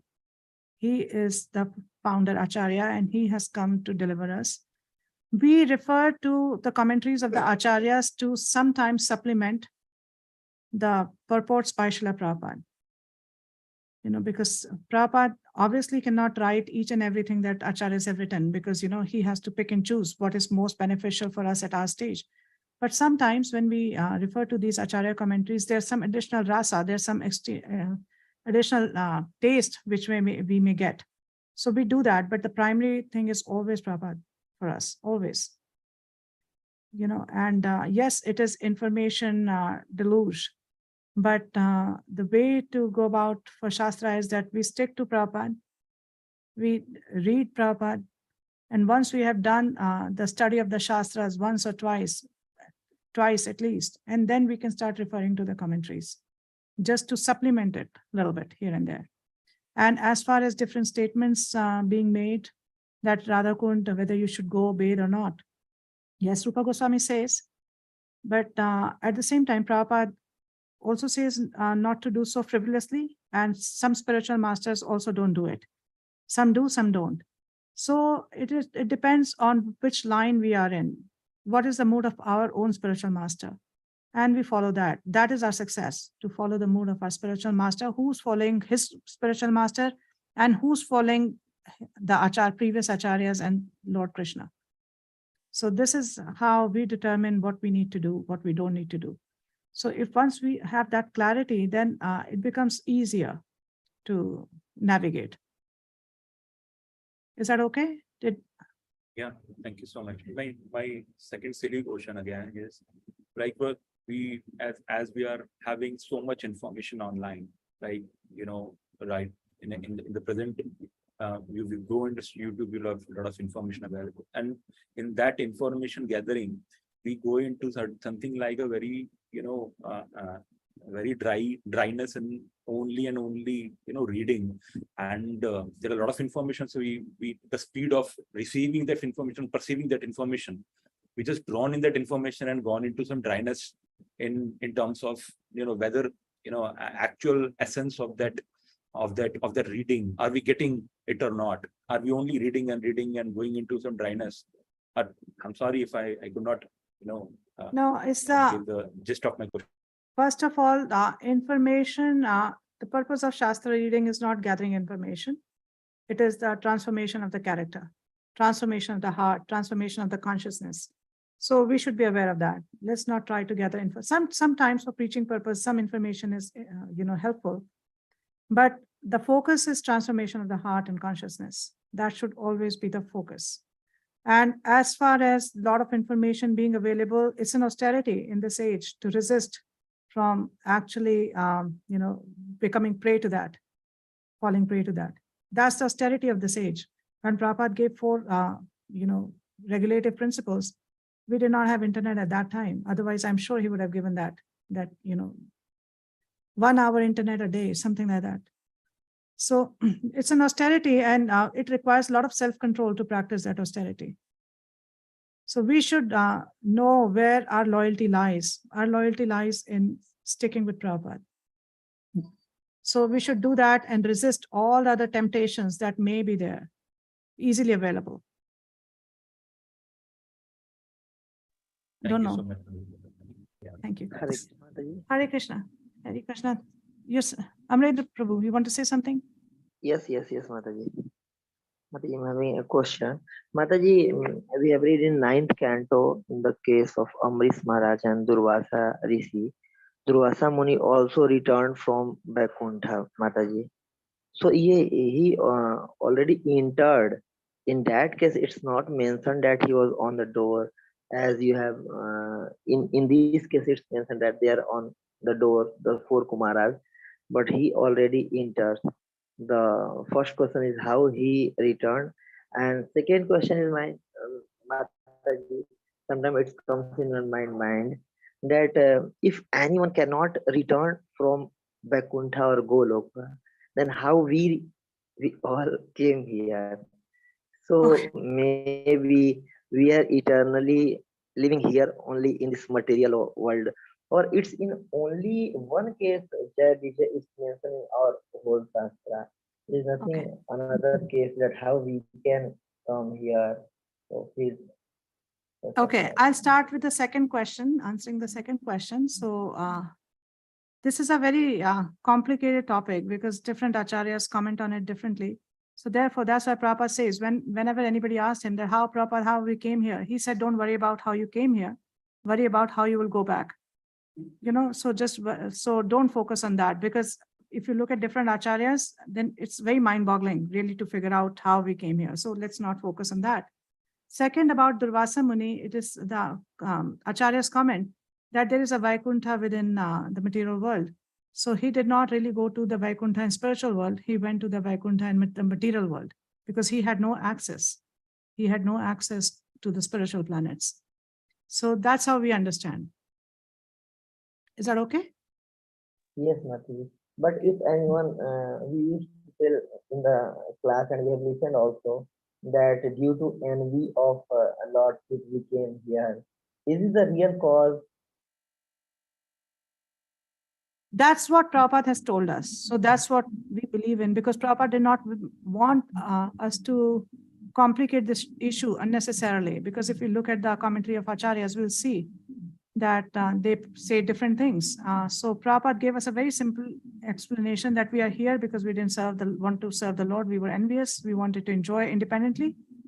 And that's what we go with, that's the case. Otherwise, Prabhupada did not really encourage much discussion on this subject because it's a very complex issue. And that's why he always said that focus on Now the mistake has been done. You cannot do anything about it. Now focus on how you can rectify that mistake. Focus on that. So that's what we do. Mataji, in this case, one can also say this, that we are eternally living here only in material world.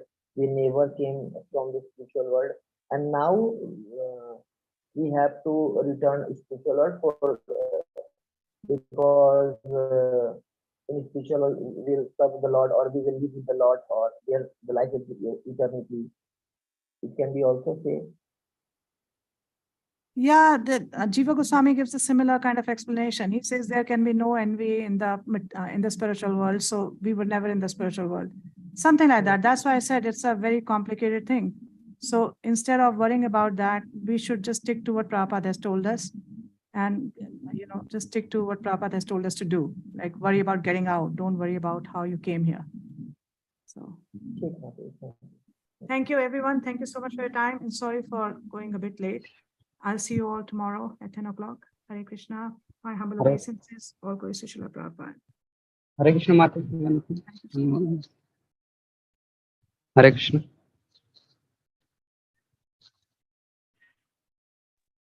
Mataji is left. Actually, I have to speak for the activity which the Mataji gave us. Okay, there are two things. Mataji. No. told that Actually, all the- we can present this activity on 15th of August. That was I was asking from Mataji. Acha. Because So, today is Ekadashi, we have to do more sadhana. No? That's why I just wanted to ask Mataji. We can put it in. Let's ask her, and we'll put it in the group. Right? Okay. Thank you so much for your suggestions. Hare Thank you.